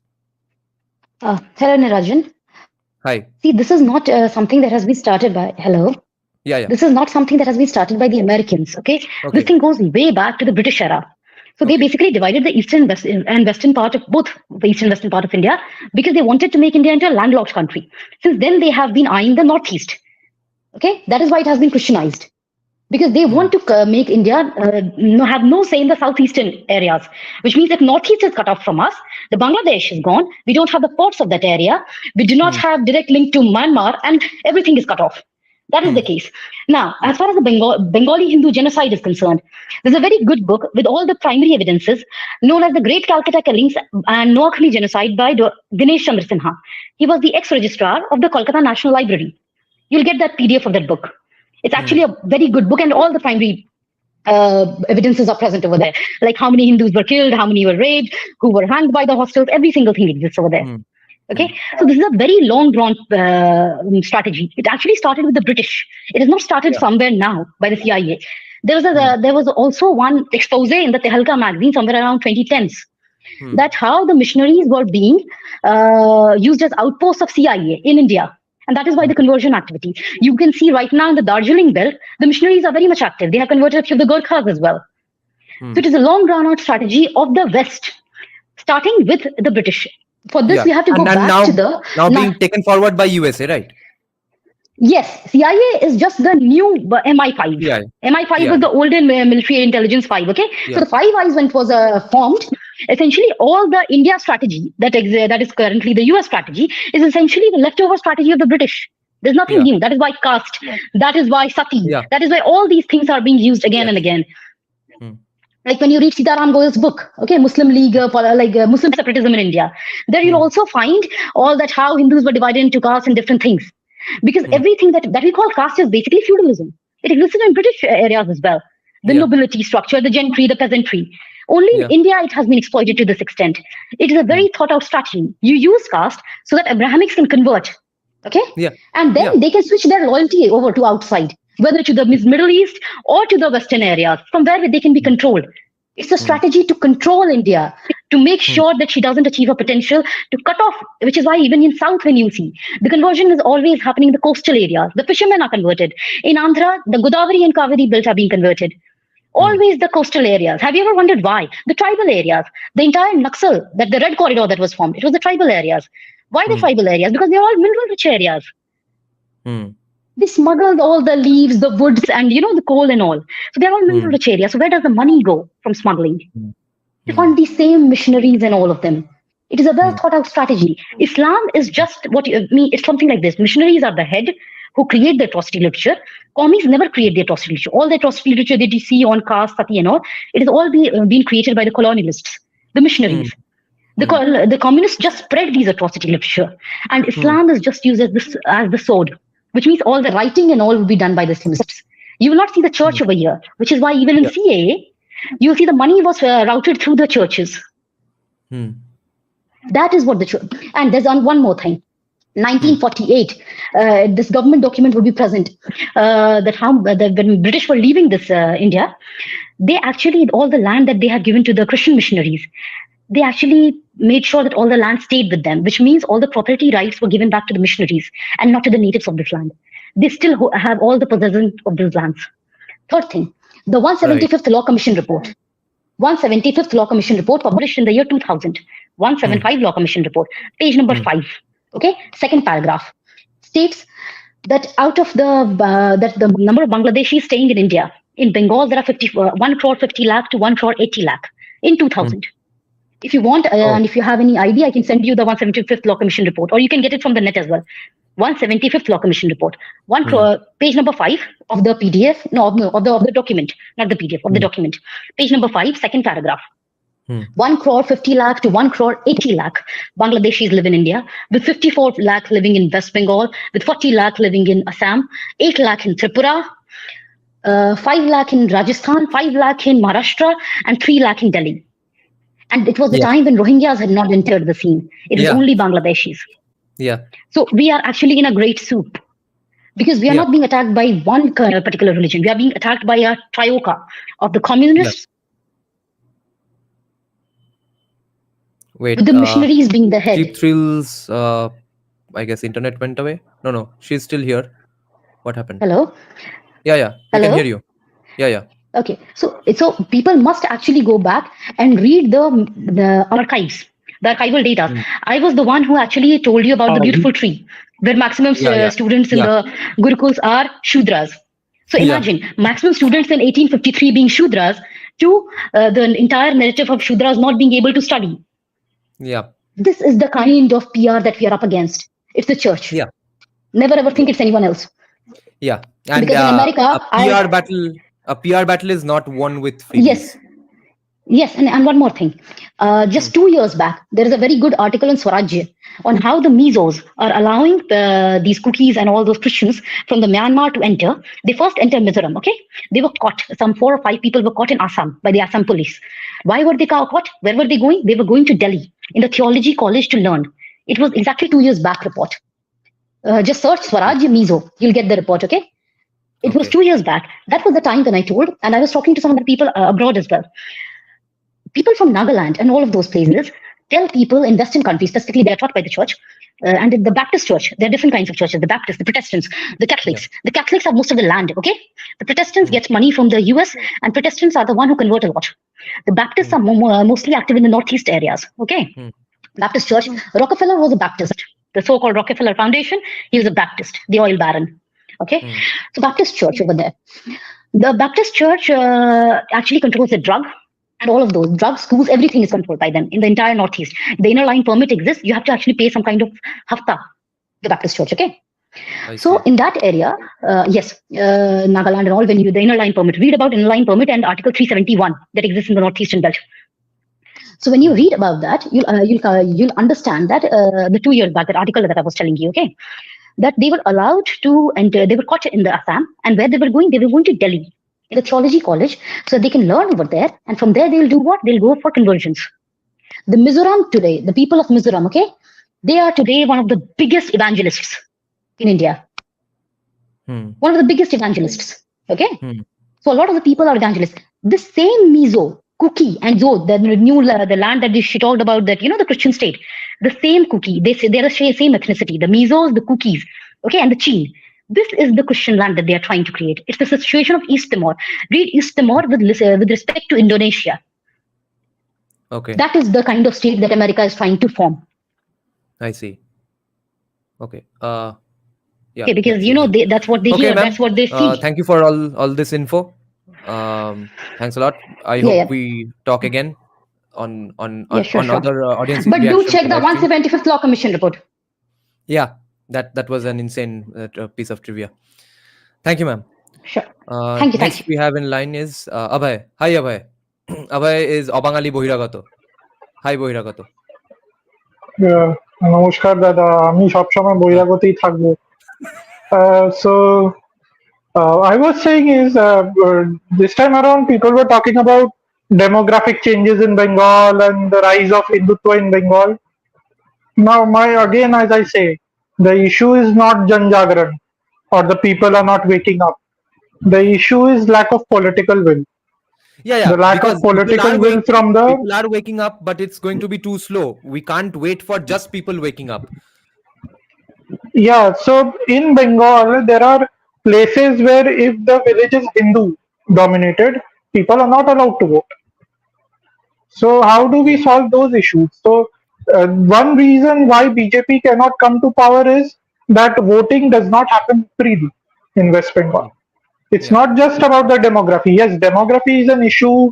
The Muslim population is on the rise. There is no doubt about it. But Hmm. the fact that Hindus are not allowed to vote properly, there is no Yeah. proper voting. That's an issue. Plus, the Hmm. Bhadralok constantly controlling the narrative that oh everything is fine. This land is the land of the secular and this and that. Hmm. TMC is the most secular party and this. And Hmm. another my main concern out of this is how do we protect Hindus and interests of Bharat? I Hmm. don't care what Bangladesh does or Bangladesh goes to hell. That's Yeah. least of my concern. Yeah. My point is how do we protect Hindus? Because Hmm. I'm pretty sure while TMC may extend support to the central government on the outside, on at the ground level, their leaders will try to prevent Hindus from coming into West Bengal and settling down here and getting voting rights because it goes against their political interests. They Hmm. won't allow Hindu population to increase in terms of the vote bank. So Yeah. And how remember can the one person we spoke to on our podcast from Assam. He is a big supporter of the party, of course, and not although he said he did not vote for BJP, but he was defending the army tooth and nail, and he said the even the army can't go to some places because their hands are tied. There's not enough employment. There's not even enough hiring of women officers or something. But whatever the excuses, the truth is that at least according to him, the Indian army can't go to some places. So if the Indian army can't go to some places, how are normal civilians going to go to some places? So yes, that's an insane problem at the moment. recently you posted something on YouTube community tab saying that how there was a legal notice served to some Twitter post or something like that where some Yeah. someone shared something sensitive about Hindus being killed in Bangladesh or so Yeah. on. Some Let me just tell people what the issue is. There's a Twitter handle called Voice of Bangladeshis or Voice of Bangladeshi Hindus, whose personal account from which he also uses. From there also he was posting a lot of stuff about about Hindus getting killed in Bangladesh. Just a few hours back, that handle has been blocked in India. Now the message that Twitter has sent but to him is that the government of India has asked him has asked them to block that account. Right now, I'm being told that if a state government asks them to do that, even then they mention it as government of India. So if it's any government in India, any kind of government in India, that's government of India. So it might not be the central government. So that's what it is at the moment. So yeah. uh, could be, but Hmm. I've seen Muslim ex-Muslim channels also being blocked in India. So I see. I will not be surprised if there is someone from the central government doing this because our I see. bureaucracy is very leftist, Hmm. Islamophilic. So Yeah. I'm not very surprised. Yeah. We Because have they were, yeah, in go on. enormous levels of systemic problems. Yeah. Even Modi government is very soft when it comes Hmm. to those problems. You saw what happened with Nupur Sharma case Hmm. also. So Hmm. when it comes to handling these PR problems, I don't think this central government is well equipped to do that. Hmm. Also, Cheap Thrills was talking about the atrocity literature and how the Hmm. churches have spread that atrocity literature. It's hundreds of years of conditioning that we Yeah. have caste, we have dowry, we have sati, we have this. Though caste is not a specific Hindu problem, but Yeah. the way it is treated is that it's a specific Hindu problem. So Yeah. Hindus are specifically demonized Hmm. for that oh they have created something along the lines of caste and our Indian state has done nothing to oppose that narrative in these 70-75 years. So Now, all these, have you read the SCST verdict judgment, the PDF? I haven't read the judgment, but I know that they have allowed for the creation of subcategories Oh, of. but the justification they have given is on academically speaking pretty flimsy grounds. Okay, now you know me that I am absolutely against reservations, no matter what, no matter how much your ancestors were oppressed. You don't deserve a reservation today. You can learn how some families function better, of course, but no, reservation is a bad thing. But if I was an SC/ST rights activist kind of a thing, I would be absolutely appalled by this judgment, because the things they have mentioned there has absolutely no historical basis, no academic basis. Okay, and anyone with a sociology masters can debate those judges and defeat them in a debate. Okay, they have said absolute insane things that are said by just a small section of the Hindutvadi right wing, the Edenist wing. Okay, who say that no atrocity, no discrimination ever happened in the history of the country, and they have used insane sentences like saying, yes, the problem was for a while widespread widespread, but society at large rejected it. So how does society at large reject something that was widespread? Oh, and they use Krishna's quote in Gita to argue that Hinduism never even called for birth based varna. It was all about guna. So bhai, you know the kind of backlash I face. I quoted stuff from Brahma Puran, quoting Lord Shiva himself. Lord Shiva goes on saying explicitly, as clear as possible, that birth has nothing to do with it. It's all about your actions. So even there in that comment section, there was a Brahmin guy, I remember, who said that I have a PhD in microbiology or some shit, so I know about this with even more authority, that yes, it's all about Punarjanam. And if you have Punarjanam, and if you believe in Punarjanam, the very fact that you were born in a Brahmin family today, that cancels out all other things. What's your guna and all comes later. You were born in a Brahmin family because you did some nice stuff in your past life, right? So end of argument. But those judges quoted Lord Krishna from Gita to justify that no discrimination ever happened. So you see, not only are we not creating narratives, we are creating flimsy narratives on the backs of judges who have no training in these matters, who are just waiting for stuff to fall apart again. We are then waiting for stuff to fall apart again, because let's say this judgment was an overturning of a previous judgment already. So if now an eight judge bench or a 9 judge bench again looks at this and has some sociological training, we are screwed again.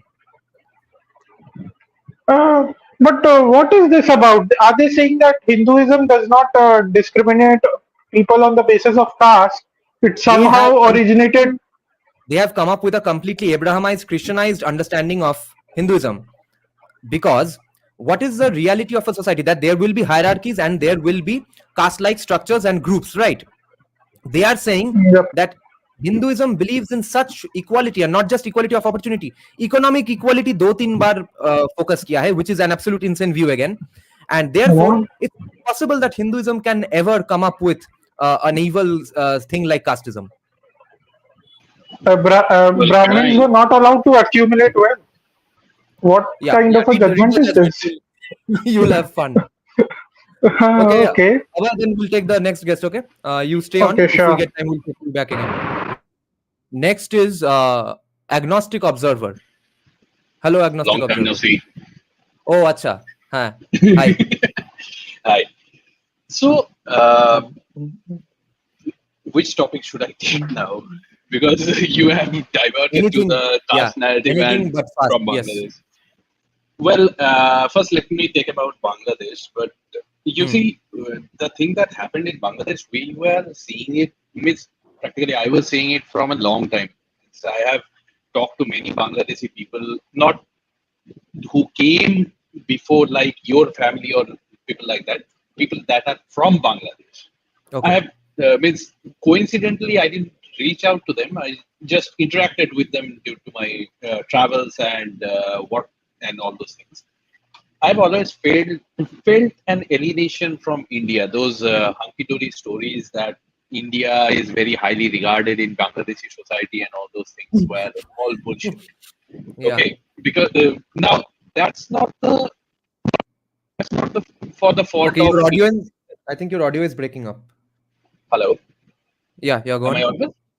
Yeah. Yeah. Means I'm not saying that it's completely fault of Bangladeshi people. Means we have our faults too. Means after 1971 war, we just pulled out raw completely and Yeah. gave complete freedom to ISI to run the show there, and they changed the entire narrative that it was all Mukti Bahini. Who is India? India never did anything, and sometimes even they push the narrative that all those atrocities that was done was by the Indian army, not by the Pakistani army. So what can you expect? And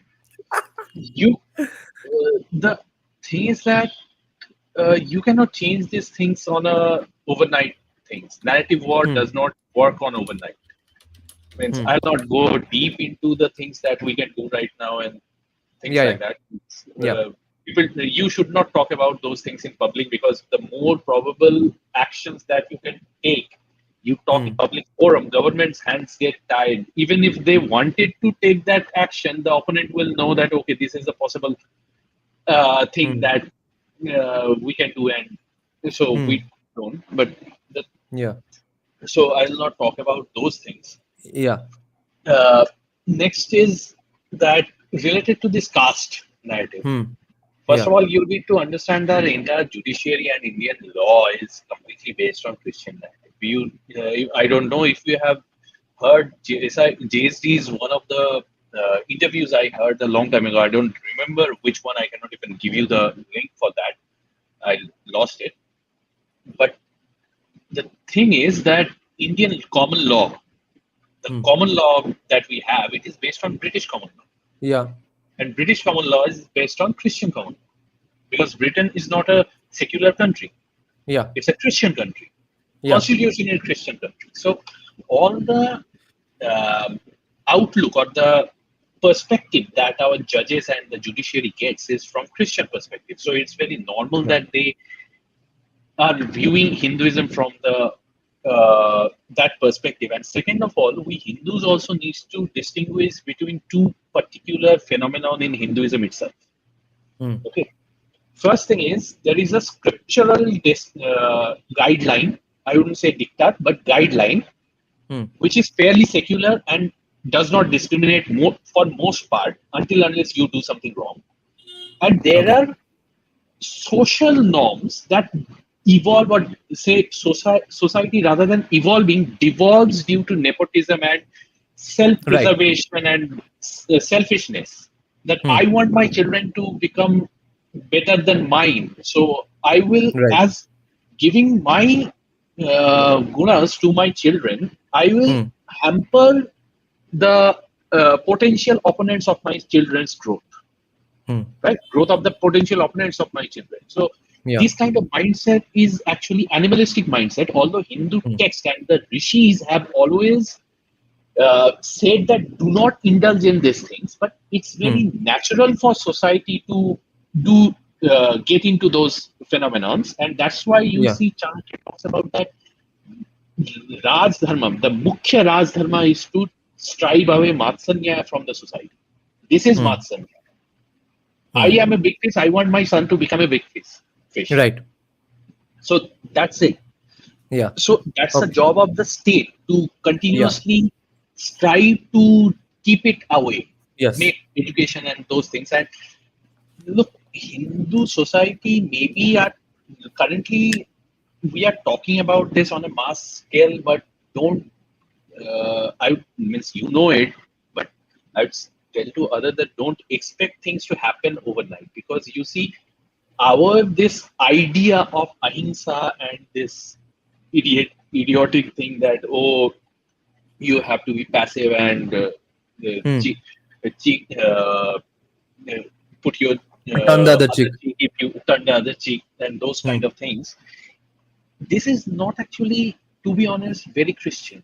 It has been in our society since the Buddhist, Jainist, and Vedanti things. Although the core texts do not talk about it, but their disciples over time continuously focuses on these things. Because we were not facing. One thing was that after, if I talk from the scriptures directly, then after Mahabharata, there was a huge amount of fatigue in the society for war and violence.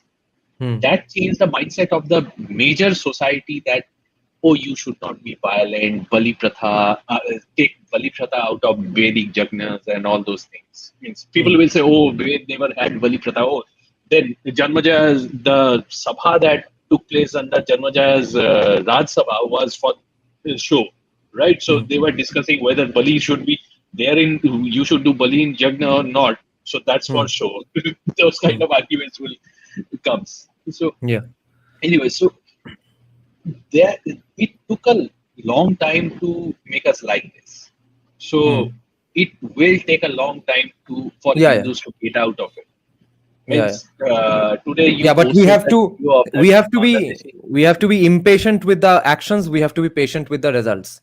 If we try to become patient with our actions as well, that's where I think the problem with the Hindutva society lies. They are patient with everything. They are patient with actions. They are patient with Narendra Modi. Everyone is a politician themselves.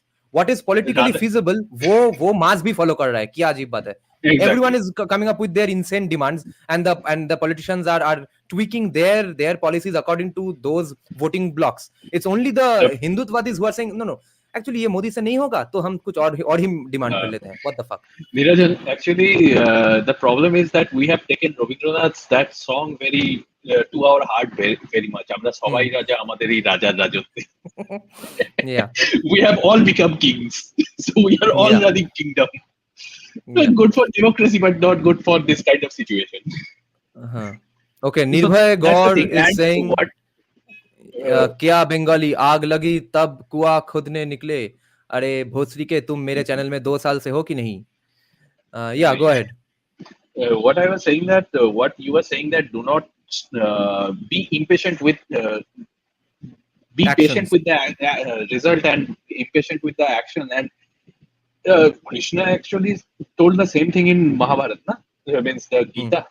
The most famous quote. What was he talking about? Karmanyavadhikarasya ma phaleshu kadachana ma karma phala turbu mate sangotsya akarmadi. Do not fall for akarma. अकर्म पे focus मत करो. ये मत सोचो कि मैं कर्म नहीं करूंगा तो कुछ भी नहीं होगा. Right? So do not strive for the fruit of the action, but do not fall for non-action also. You have to act, because I don't think you will get the fruit. You act and get the fruit.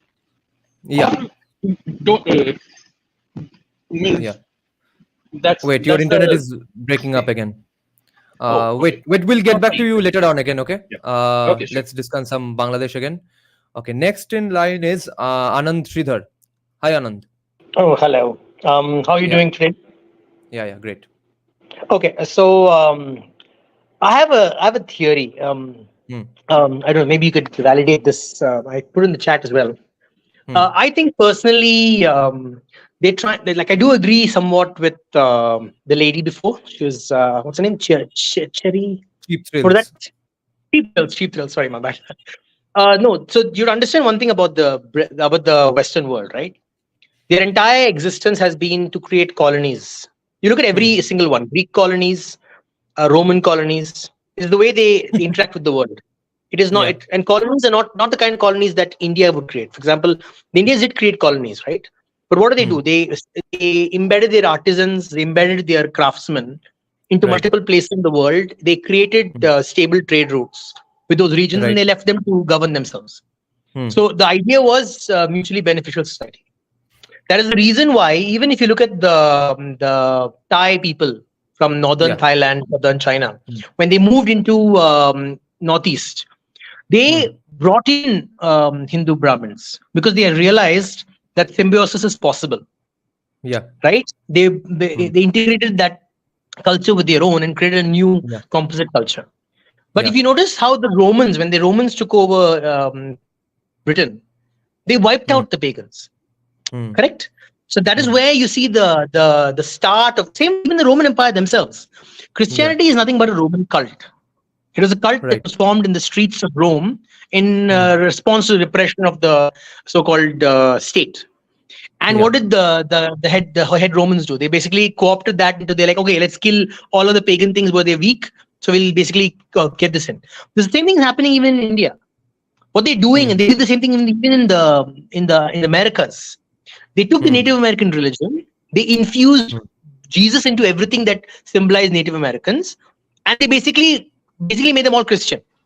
But still with Native American names like Short Hawk, Tall Feather, they give them a semblance of their local culture, but essentially it is basically Christianization. It's not an it's not that conversion is even more effective. Yes, exactly. It's more nefarious, right? And what the second thing is, for me, I think we are focusing too much on what Bangladesh, because I think you made a joke about the pool, and that pool is, we don't have to make the pool. That pool is coming. Because you realize Bangladesh is some of the most low-lying land in the world, including similar to Maldives. And when ice caps are melting, it's going to definitely melt. Russia is going to take advantage of the northern ice caps. When it melts, majority of Bangladesh is going to be underwater. Yeah. So will be Kolkata, Mumbai, everything is going under. No, but we will be able to manage it. My point is, Bangladesh will be so poor at that point of time. Yeah. They will not be able to create infrastructure. Like Holland was able to create. The Netherlands basically has been able to handle that like water level increase for many like generations, right? Bangladesh will not be able to handle it. Our critical worry is not what happens in Bangladesh. What happens is people displaced by Bangladesh. Right. You understand? Your critical issue is going to be that. And we are not thinking long term about that. We are thinking very short term about what happens tomorrow.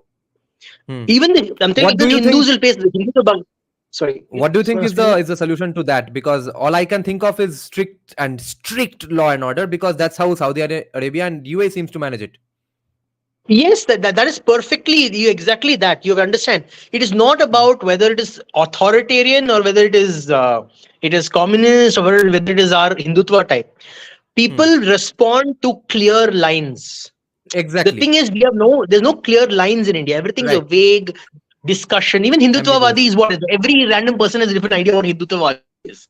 Right? There's no clear understanding of this is what Hindutvawadi is. If you differ somewhat, okay, you create Hindutvawadi part 2 and you label it Hindutvawadi part 2. So people have an understanding of this versus that.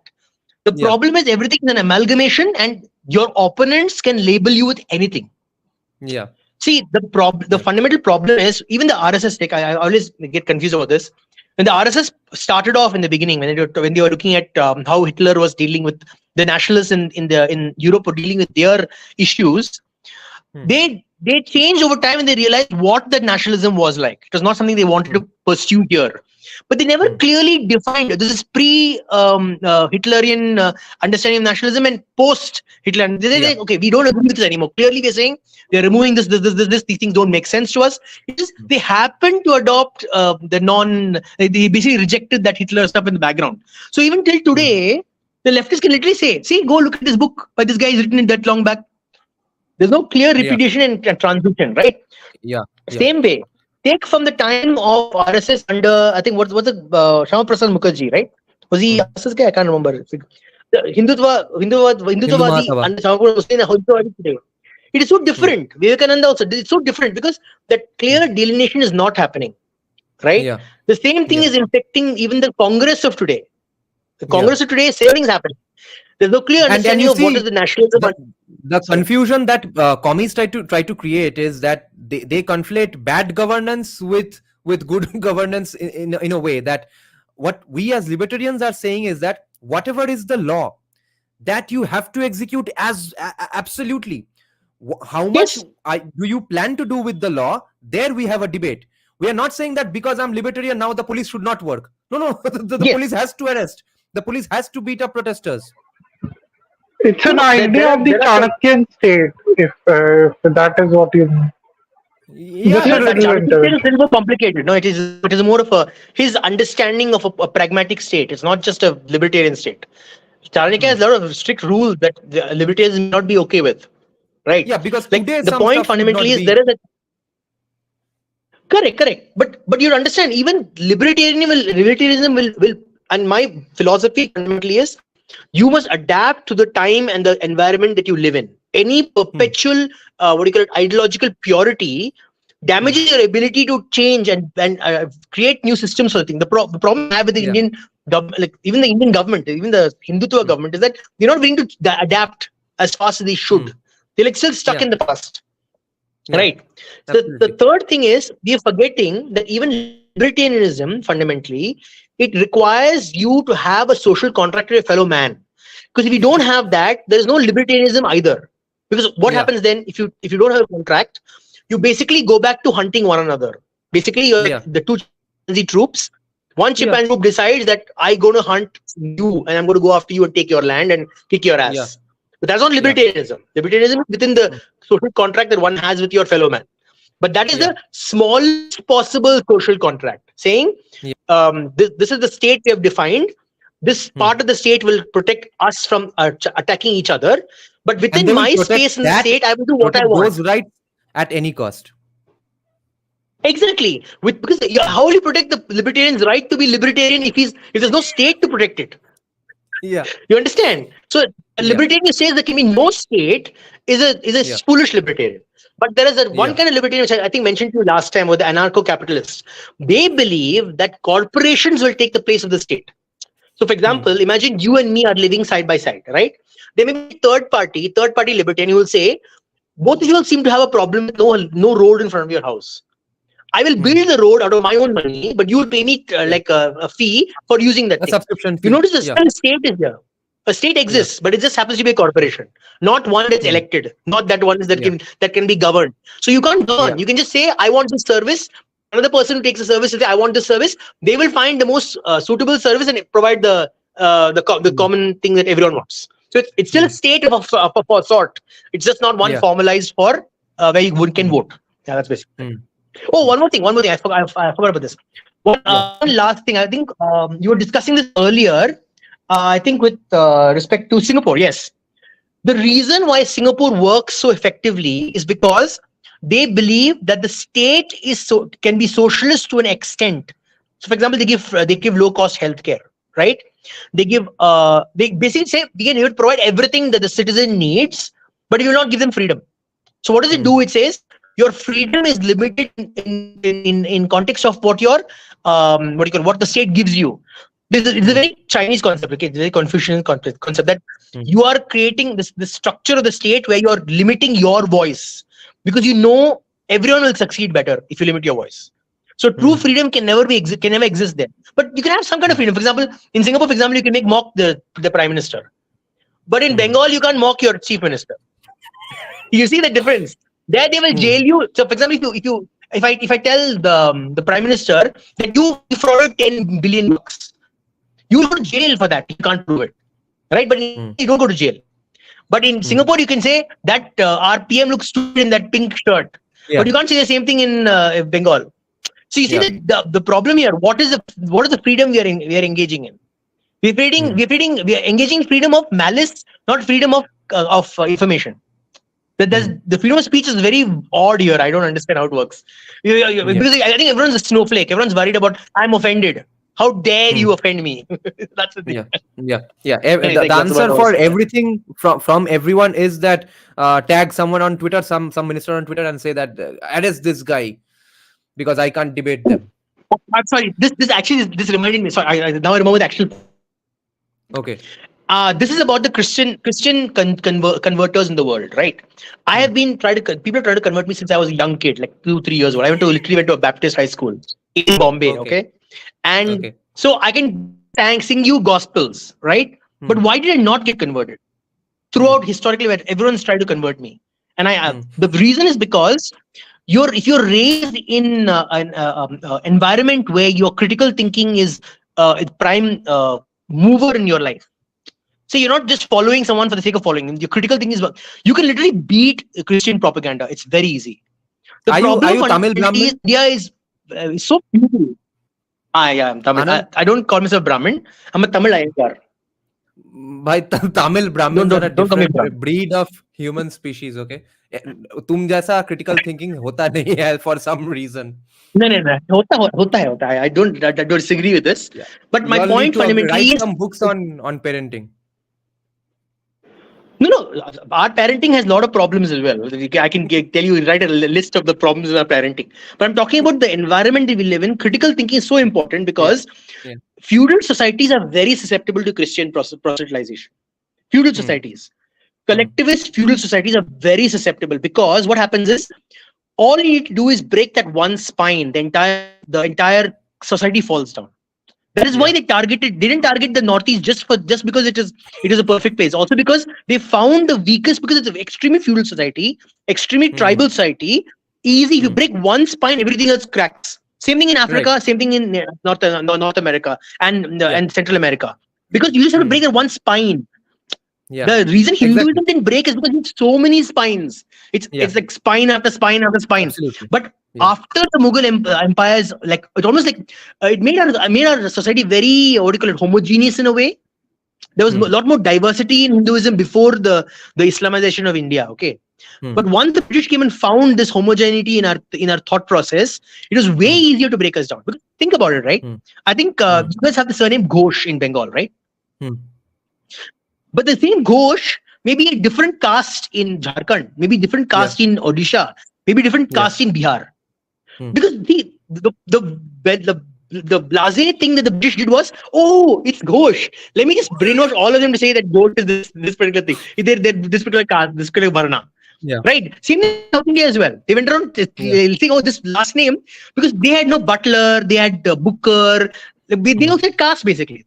What is the booker, butler, how did it come down? Because the butler married a butler, a booker married a booker, a shoeman married a shoeman. And in the end, at some point, it was not fashionable anymore because World War III came and booker was near you, another booker, and they all were getting blasted apart. So that's why they didn't marry bookers anymore. Not because they're like, oh my God, we are so enlightened, we don't have caste anymore. Okay.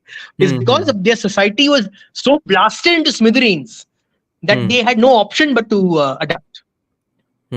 But interestingly, if you notice, North American aristocratic families always married among other aristocratic families. Literally, there are books by the name of caste in America. Yes, exactly. But the problem is we have not done our research. Indians do not do our research. Even the intellectuals in our country, the ones who speak very good English, do not do the research. And for me, it frustrates me when I hear another person I got this great accent, and I'm like, I have not done research.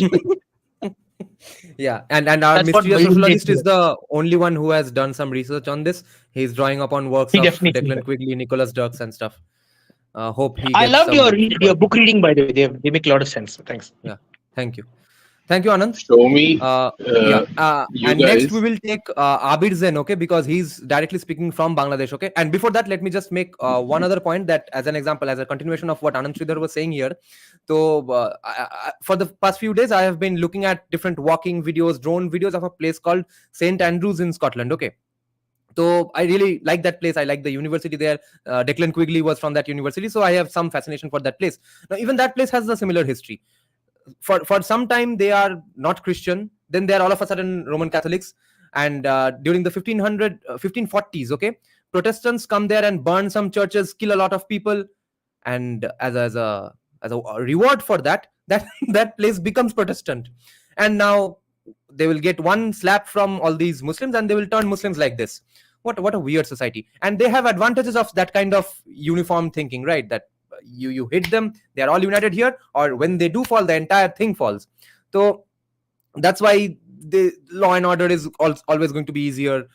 Social welfare is going to be easier. Bad incentive structures are not going to happen that easily. So that kind of a society has its advantages and disadvantages. So yes, Abir Zen, what's up in Bangladesh? Am I audible? Yeah. I would right now the law and order there is no law and order. The police are running away from people because mic টা একটু সামনে কাছে নিয়ে নাও হ্যাঁ আচ্ছা হ্যাঁ তো should I speak in Bangla, English or Hindi? No, English would be better because lots of non-Bengali people are here. Yeah, so police are running away from people and they are in their barracks. They are actually fighting a war with Bangladeshi people because people are like killing in spree and many police stations have been burned. So in that situation, and army is also in fighting in this situation. So in this situation, we are left on our own, And in this situation, we like many people are like posting in Facebook that they are guarding temple. I mean, we are in a pity situation that we have to support them. Otherwise, there is no way. Like, this is a demographic game. Okay. So, if they don't come, in many areas, there are less Hindus. So, how will they able to protect those temples? Like, where I live in area, this is like a Hindu majority area. So, we actually like ran away a lot of people. Like, actually, miscreant came in our place. But due to our number, they were gone. In the day when they were celebrating the resignation of fascism. Okay. So we have to play the secularism game. There is no other way. Right. Okay. Yeah. And I see. Again, what Abeda was saying, that what can be done for Bangladeshi Hindus.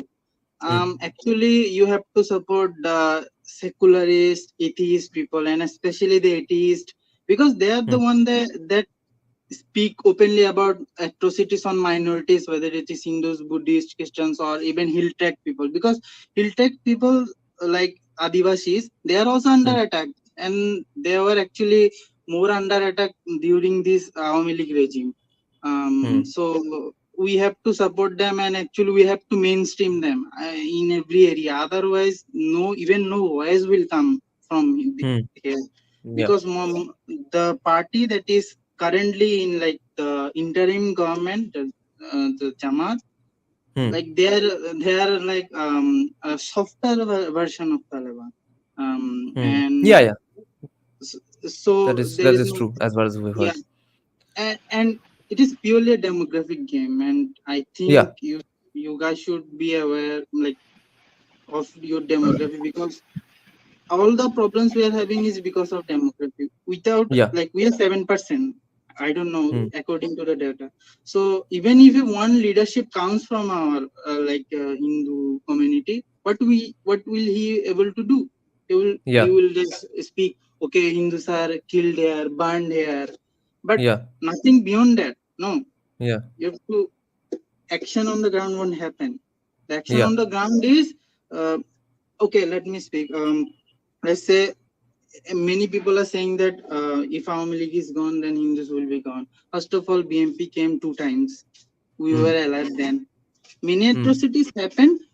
The only difference is that when Awami League is in power, the police will come. They will do investigation, and maybe by chance the atrocities, if they are Jamaat, note the point. If they are Jamaat or BMP, then they will be caught. If they are Awami League, then they won't be caught. It has happened. Okay. In Kushe Sharod, in 2021 Durga Puja, many of you know what happened. The perpetrator, Iqbal, whose name was, he said he is now in custody, but he has been branded as a mentally ill person. Suddenly he is mentally ill person. No justice has been done to him. Even I am hearing that he is being left out of the jail. And now tell me, which mentally ill people and takes a Quran and puts it into Durga Puja, and the local police was filming it. The police who came here, the SP who came here, filmed it and shared it. So look, you may get someone like Sheikh Hasina.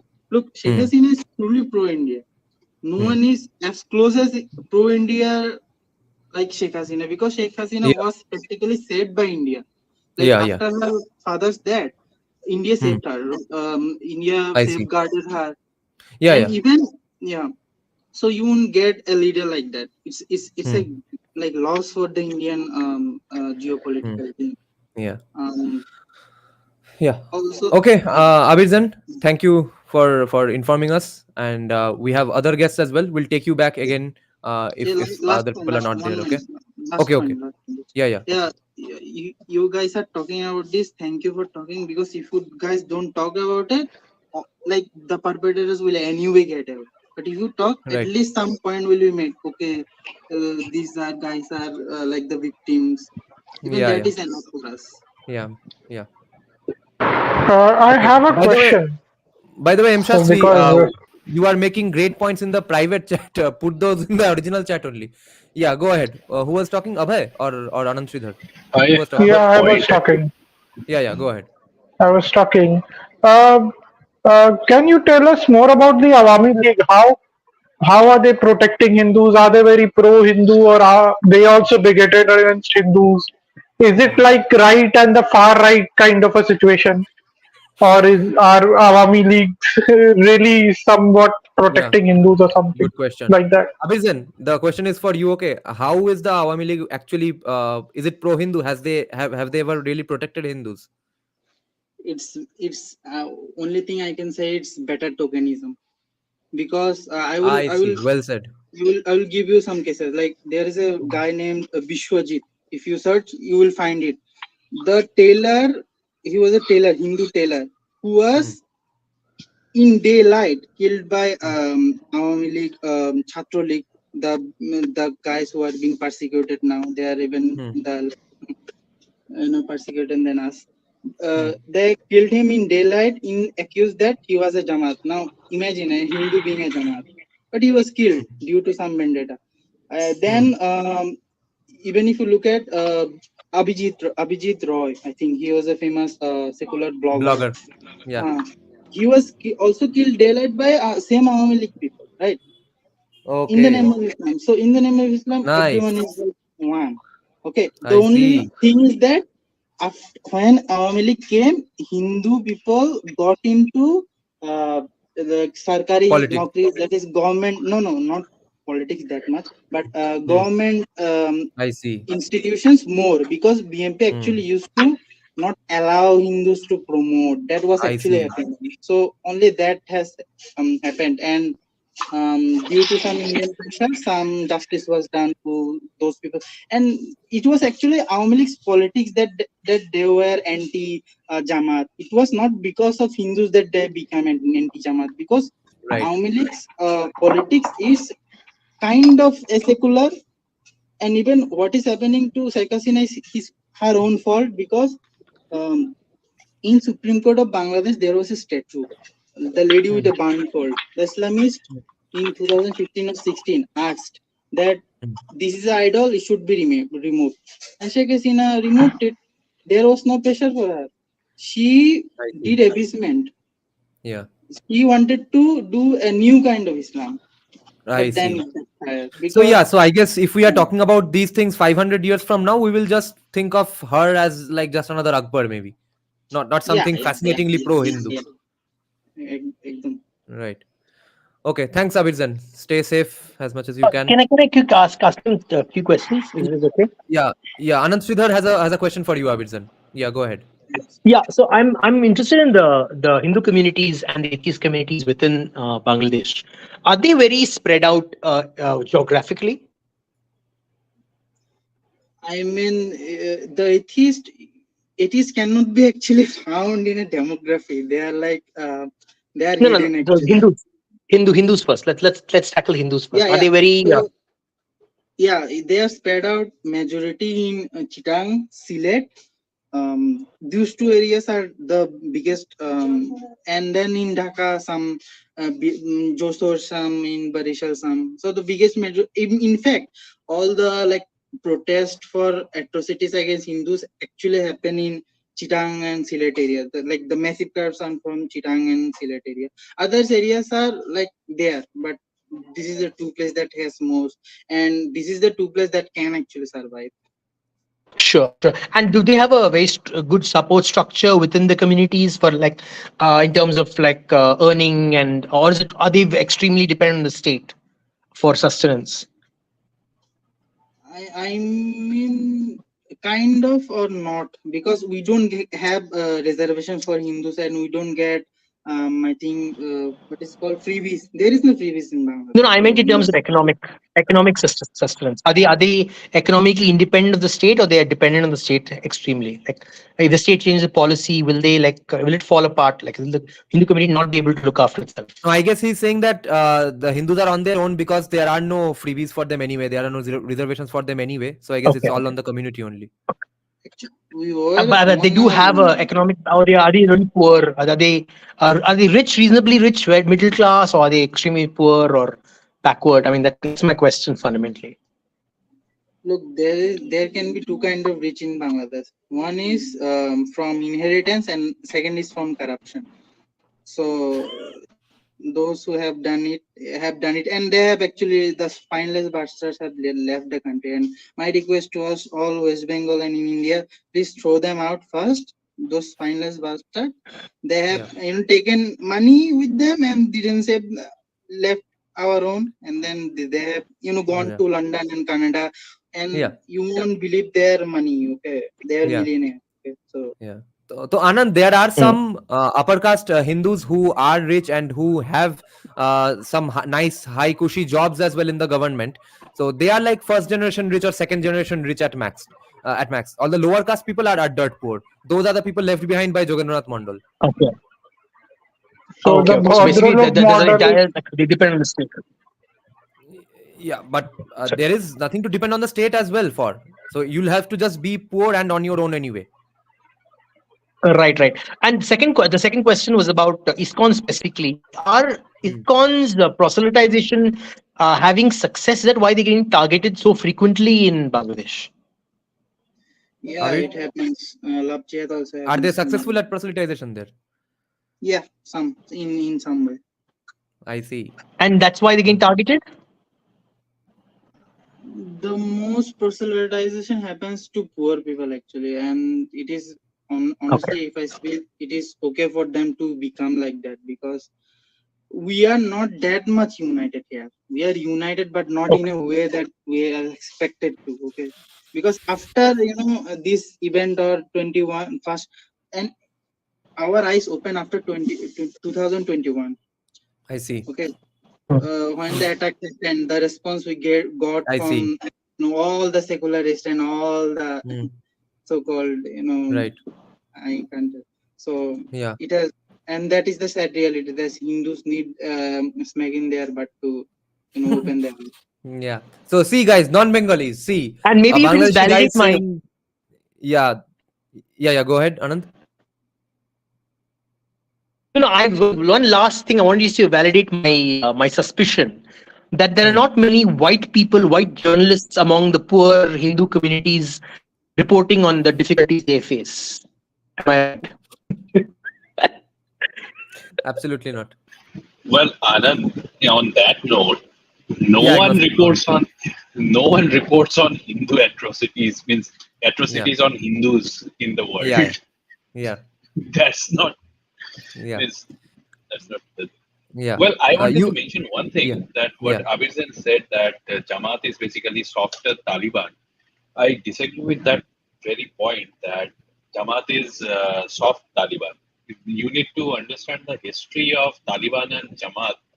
The organization is basically used to be called Jamiyat-e-Ulama-e-Hind, which trifurcated into three parts: Jamiyat-e-Ulama-e-Pakistan, Jamiyat-e-Ulama-e-Bangladesh, and Jamiyat-e-Ulama-e-Hind. This particular thing is related to Deoband, and which is related to the Wahhabis.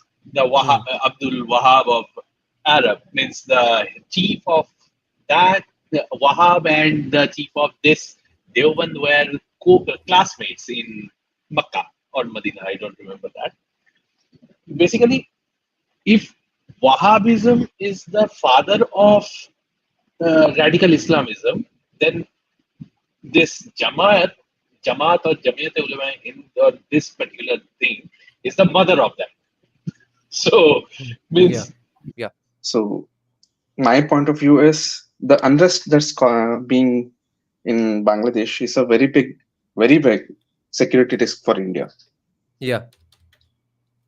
There are many reports of Rohingya and Bangladeshi refugees or migrants have reached southern cities as their replacement for cheap labors. And there are syndicates on both sides with the help of local politicians that are profiting off of them, that are literally trafficking the people from there to extract cheap labor from them. This will become a very big security risk. It's not like we didn't have any refugees, or we have multiple refugee camps from Afghan and Tibet. It's not like we didn't have this issue before, but the issue here is we have a shared ethno-linguistic state with Bangladesh, so they are easier to mingle with the population, and it will be difficult for other states to differentiate them, and they'll have fake documents, and also it'll be tough for the local governments, also the state governments and other machinery. I mean, why don't we have a camp or like any structure into this issue, migrant issue? Because of the myth of majoritarianism, I think. Because everyone has everyone in the government who is not part of academia has been told by people in academia that, remember, no matter who is the population, no matter who is the minority, the majority is a threat. You have to create your policy according to that. It does not matter that this majority has never attacked anyone. It's a major problem of the majoritarian myth. I just want to add a little bit to it. We also don't have dignity of labor, right? Like, can I add a point? because Sure, I yes. see people hire these Bangladeshi laborers. Wait, Abhirzan, wait. Let M. Shastri finish his point. Because people hire these Bangladeshi laborers because people really don't do the jobs that they want to do, right? Like construction, for example. Like there is 55,000 vacancies in construction for just one company, L&T, in India right now. Nobody wants to take up those jobs, right?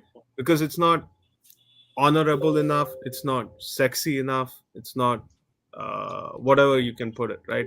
As long as we have these kinds of job shortages, like these are good jobs. A construction job is actually a pretty darn good job. We will keep facing issues of Bangladeshis or other immigrants taking over them. Yeah, like that will go away only once this existent casteism is gone away. And by casteism I mean obviously staticism, but what we have today in the name of casteism is not even real staticism, because real staticism will go on the way it's going on in Tollywood.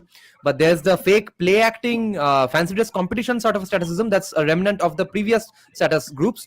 They are still going on. So because of that, we can't have dignity of labor at the moment. That has to go away first. But a construction job at L&T has nothing to do with caste, right? It is just people the dignity that you say society lacks. That's because of caste. Yeah, that's for sure. But like L&T is still a reputable company. They have only the people are being forced to not follow their caste. A few days back, on 2-3 days consecutively, some Brahmins delivered food to me on Swiggy, and some of them even replied to me in English that I threw them a bag down and it went up to me, right? And they said, "Thank you, sir, it's done." So I was absolutely flabbergasted. So imagine how much of a job loss it has happened in West Bengal, that not only Brahmins, educated Brahmins, and one of them was a girl.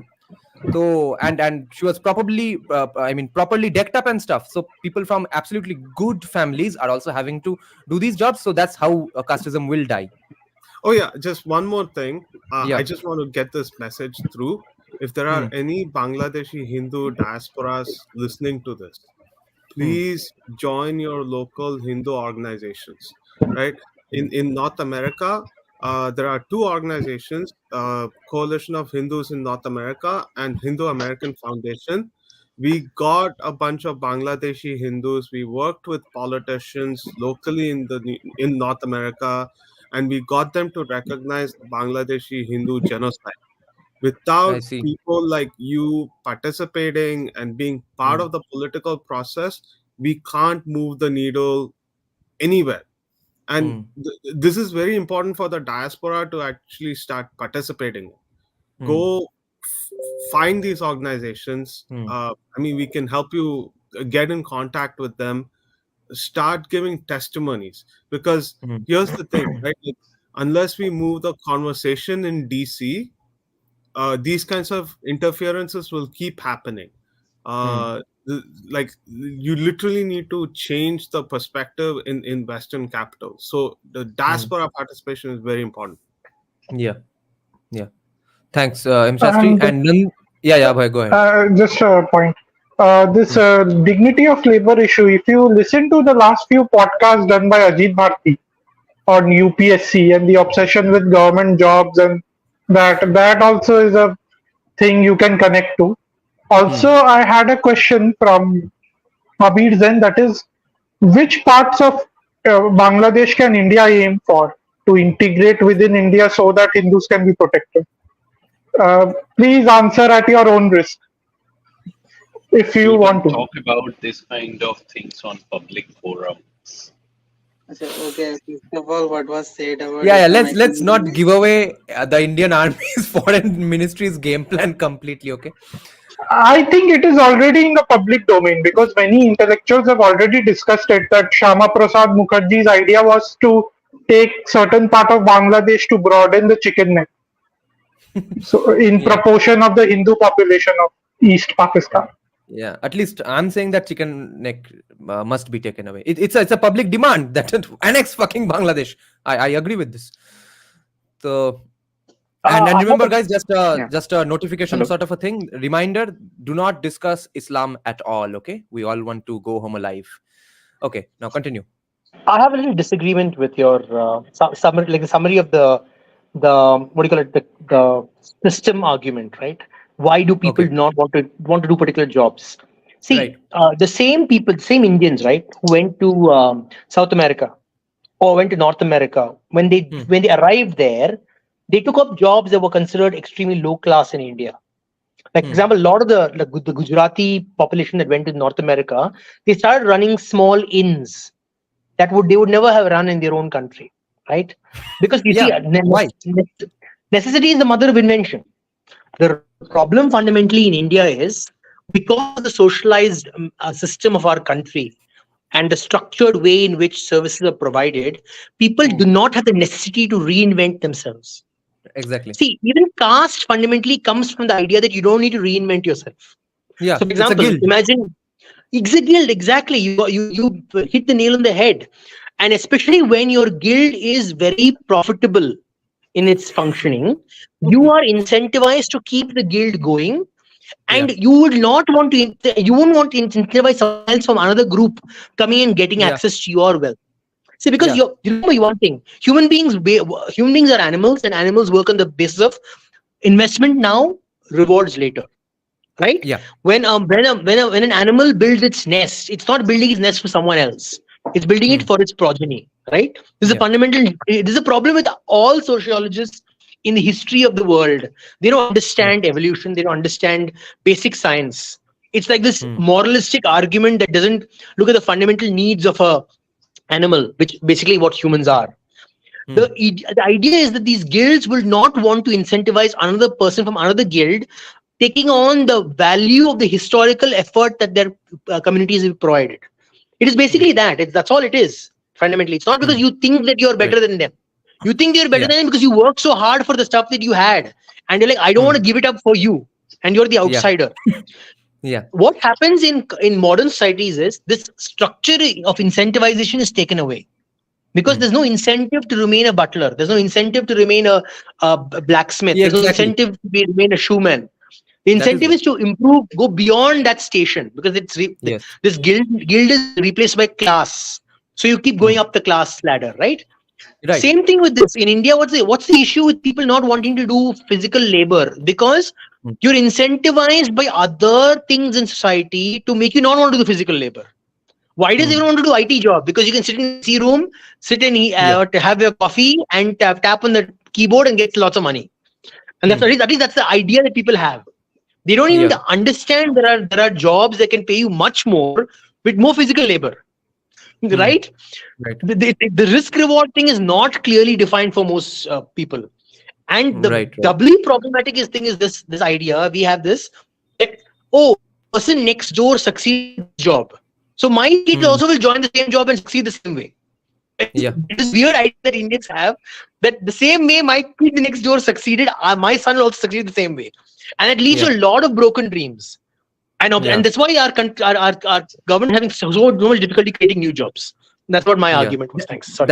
That grass is greener on the other side mania is insane, and I've seen it among so many of my women friends as well.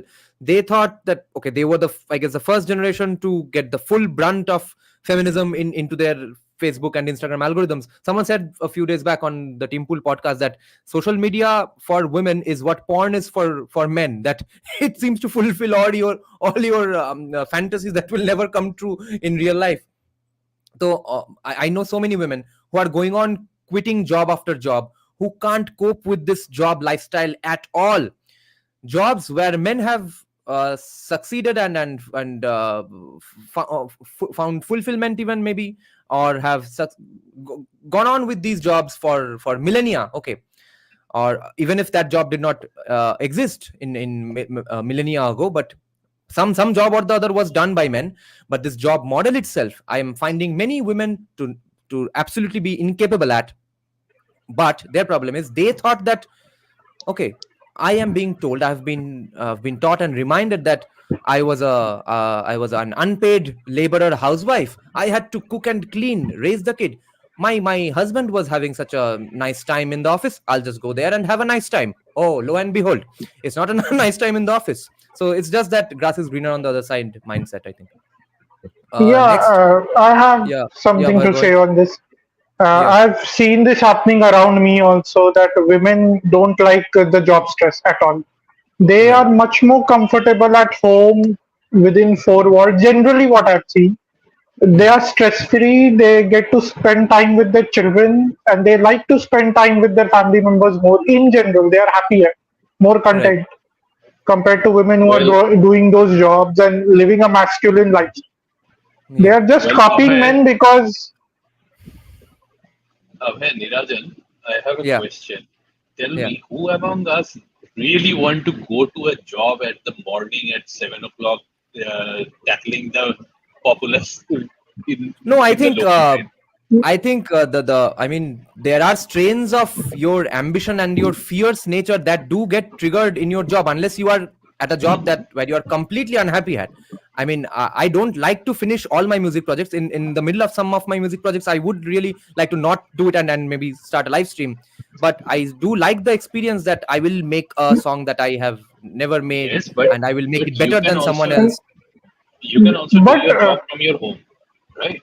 But the thing is, when you are told that you have to go to office 5 days a week at morning 7 o'clock, I'm taking an average. If not everyone lives 5 minutes away from their office, right? So let's say 1 hour journey. 8 o'clock in the morning, you have to get out of your house and come back home at 8 o'clock at night. Who of us actually likes to do that?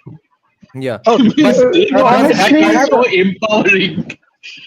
Honestly, I've seen my father doing that. He was not a jobber.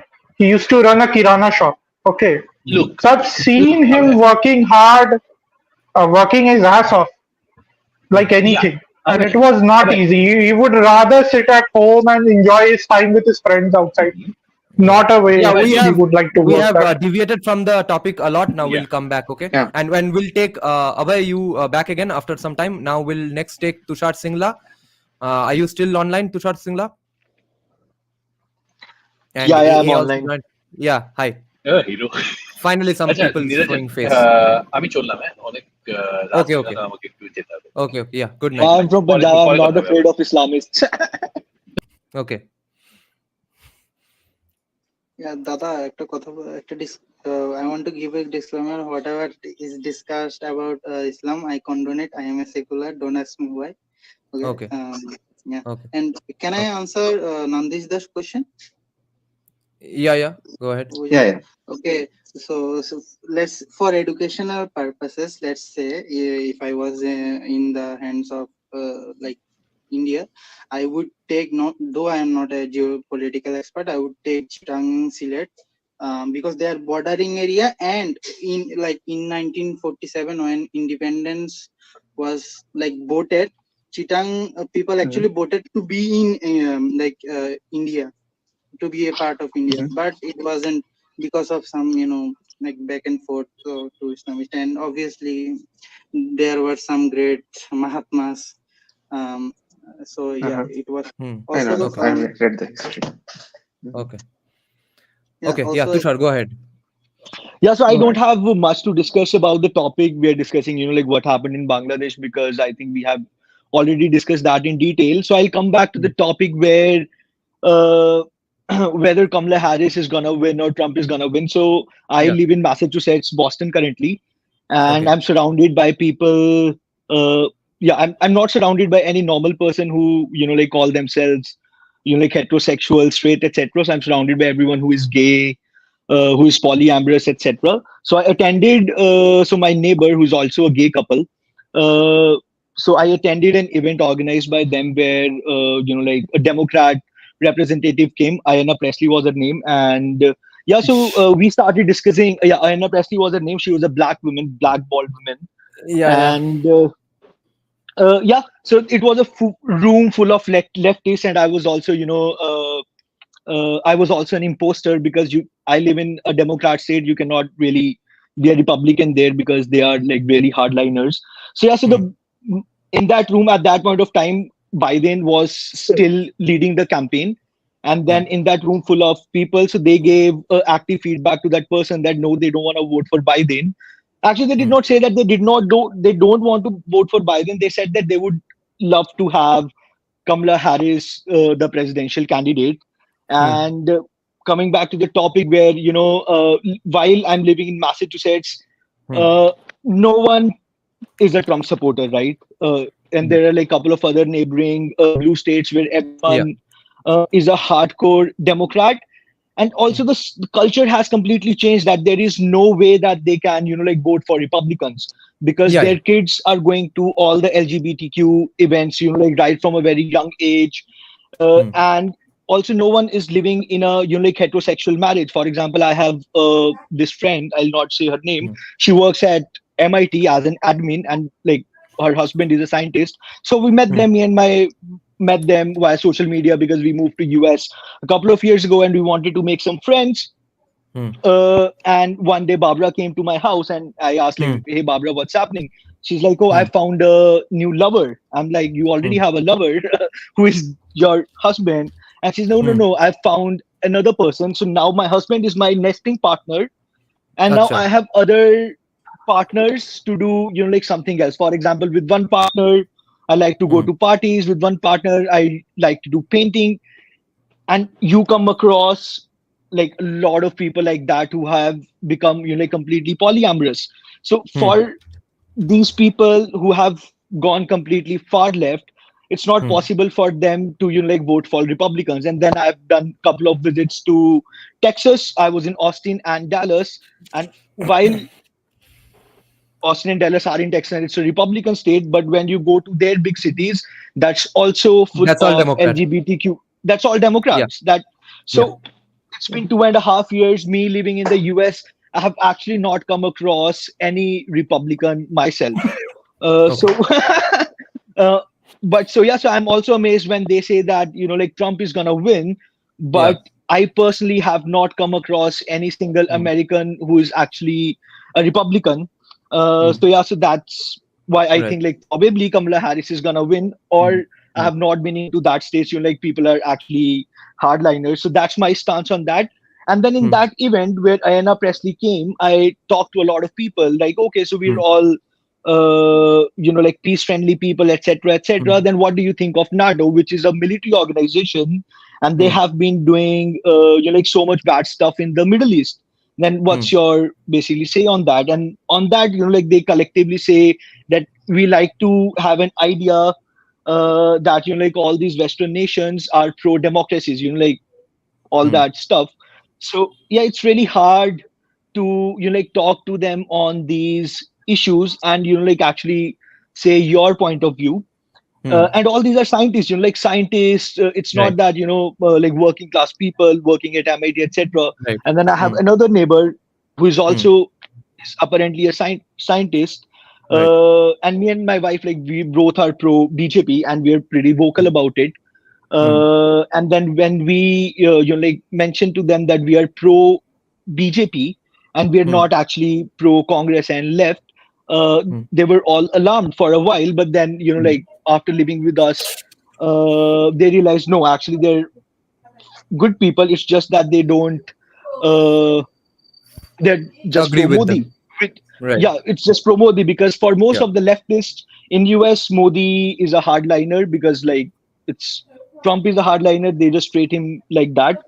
So yeah, so this is what I wanted to add, Yeah. that me Yeah. living in US for the last 2.5 years, I've not come across a single Republican, and Okay. that's why I believe Yeah. that probably America has, as a Yeah. society, has changed completely, and Yeah. whatever like Christian fundamentalists are there in US, they're actually way less, Yeah. as we see in the as we see on the news. Yeah. Yeah. And then there was another point. So on the dignity of Tushar, labor, I'll have right? to stop you a little because there are some people waiting who want to ask some questions to the Bangladeshi guy. Okay, I'll take you back a little while later. Yeah, sure. Okay. Yeah, Nandish or Shuryashish, who are here, who want to talk to Abirzan, go ahead. Yeah, can I go Abhijan, you first? were Am I audible? asking, yeah, sure. Am I audible? Yeah. Yeah, so man, I had some questions. Firstly, yeah, be strong. I know it's hard times uh, for you, Abir, and your community. In fact, our community rather. Uh, so, first question was like, what is the impact of the social media phenomenon on in these protests, like this Pinaki Bhattacharya and all these? How would you rate their impact, or was it that it was already there waiting to happen and these guys orchestrated that further? How would you rate that? Okay, for that I have to give you an example. So, Pinaki started all of the Pinaki at first was not that much like effective, but after saw the Maldives episode and then he started like the anti-India game, and after that anti-India game, what he did was like he mainstreamed anti-India, and he made the link between anti-India and Hasina is a pro-India, so Hasina has to be resigned. So that actually resonated with a lot of people, and it was actually mainstream. A lot of people boycotted Indian products, as you have, like those who have followed it know. So it was somewhat effective, but it was not a mass movement. What happened was that actually in social media, um, honestly, Awami League lost the narrative battle because in like I will give an example. In 2013, there was protest against Rajakars. You know, Rajakars are the people who helped Pakistanis kill Bangladeshis and who were on the side of Pakistanis.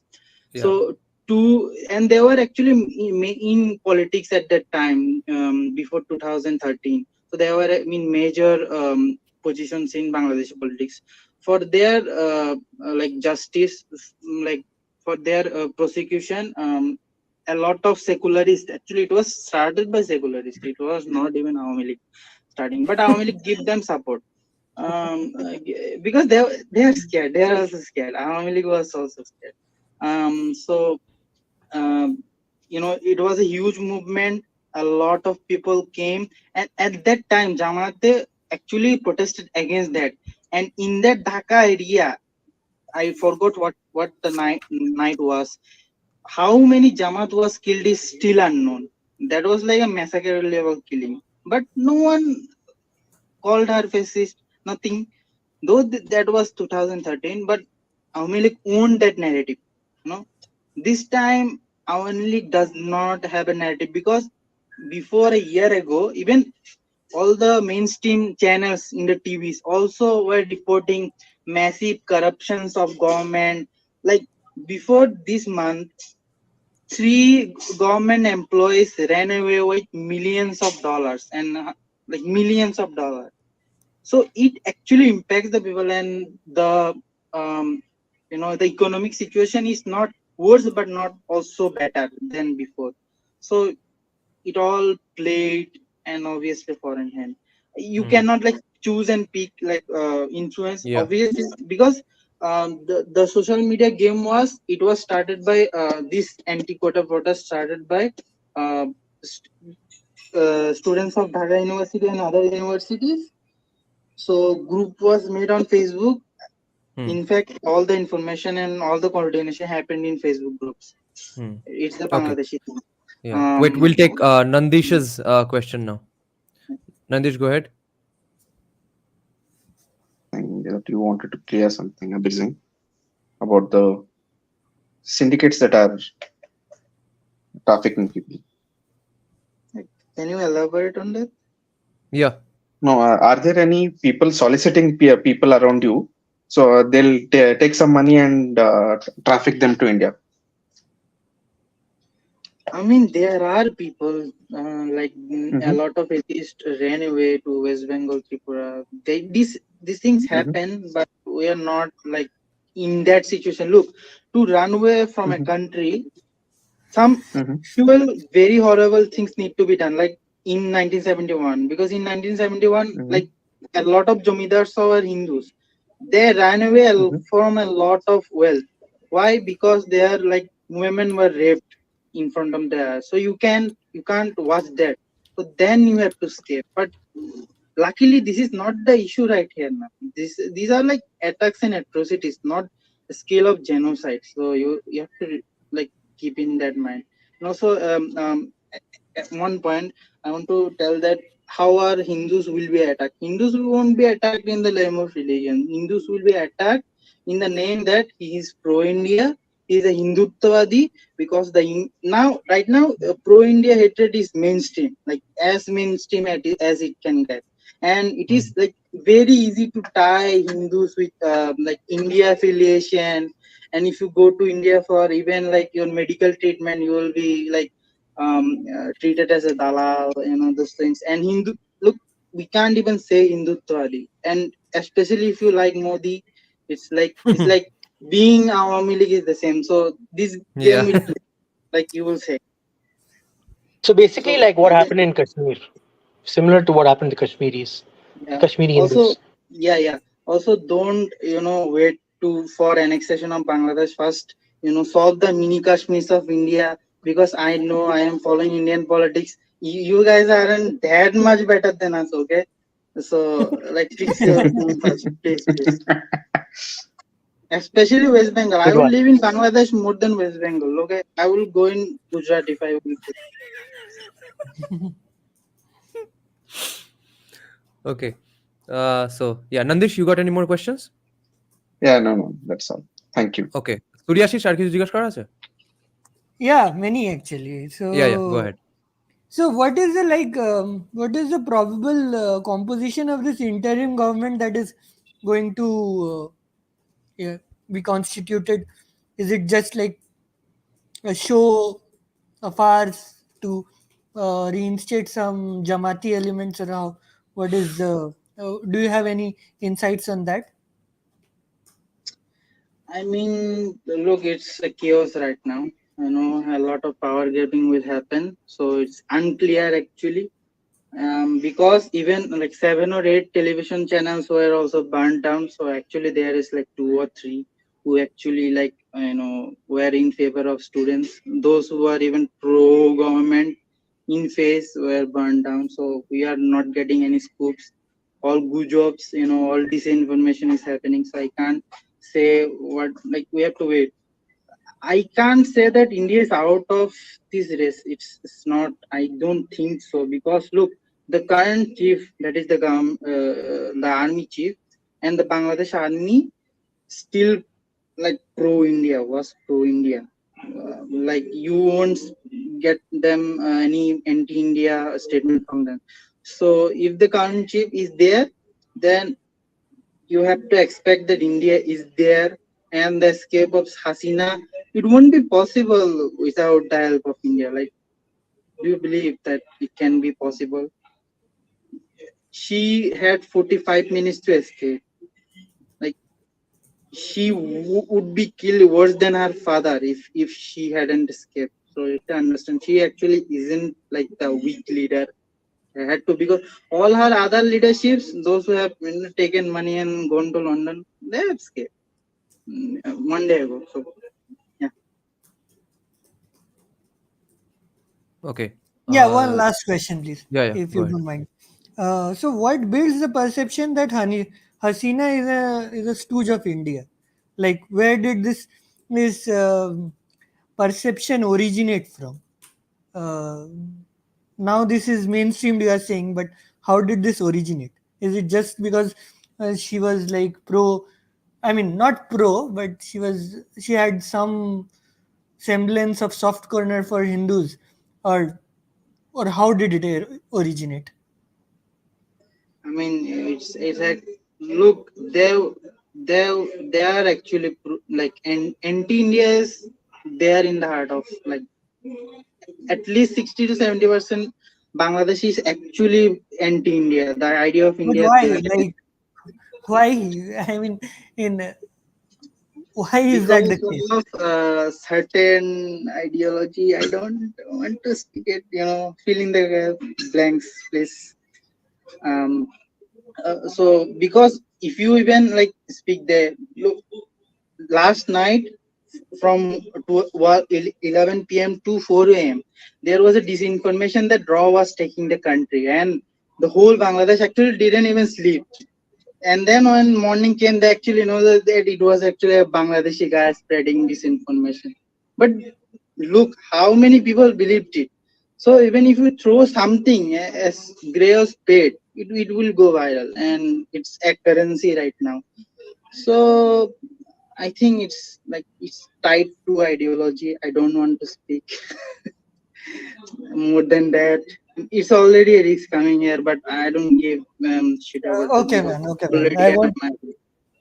I won't push you further. Thanks. Thanks, man. Guys, filling the blanks. Yeah. Okay. Okay then, guys. Thanks a lot for joining today's live stream. We discussed a lot of nice stuff and important stuff and sad stuff as well. We'll come back soon with these discussions. Hopefully not for such sad situations. It was great talking to all of you guys. Thank you. Good night now, guys. Bye-bye. Good night.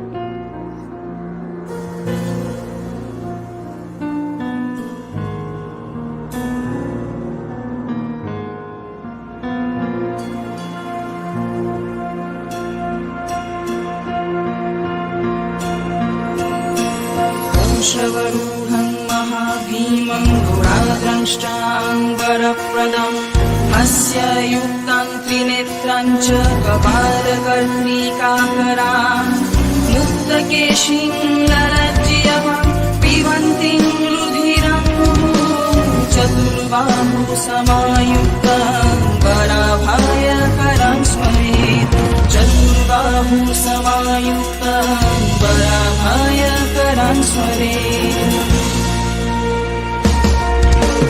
Kali Kali Mahakali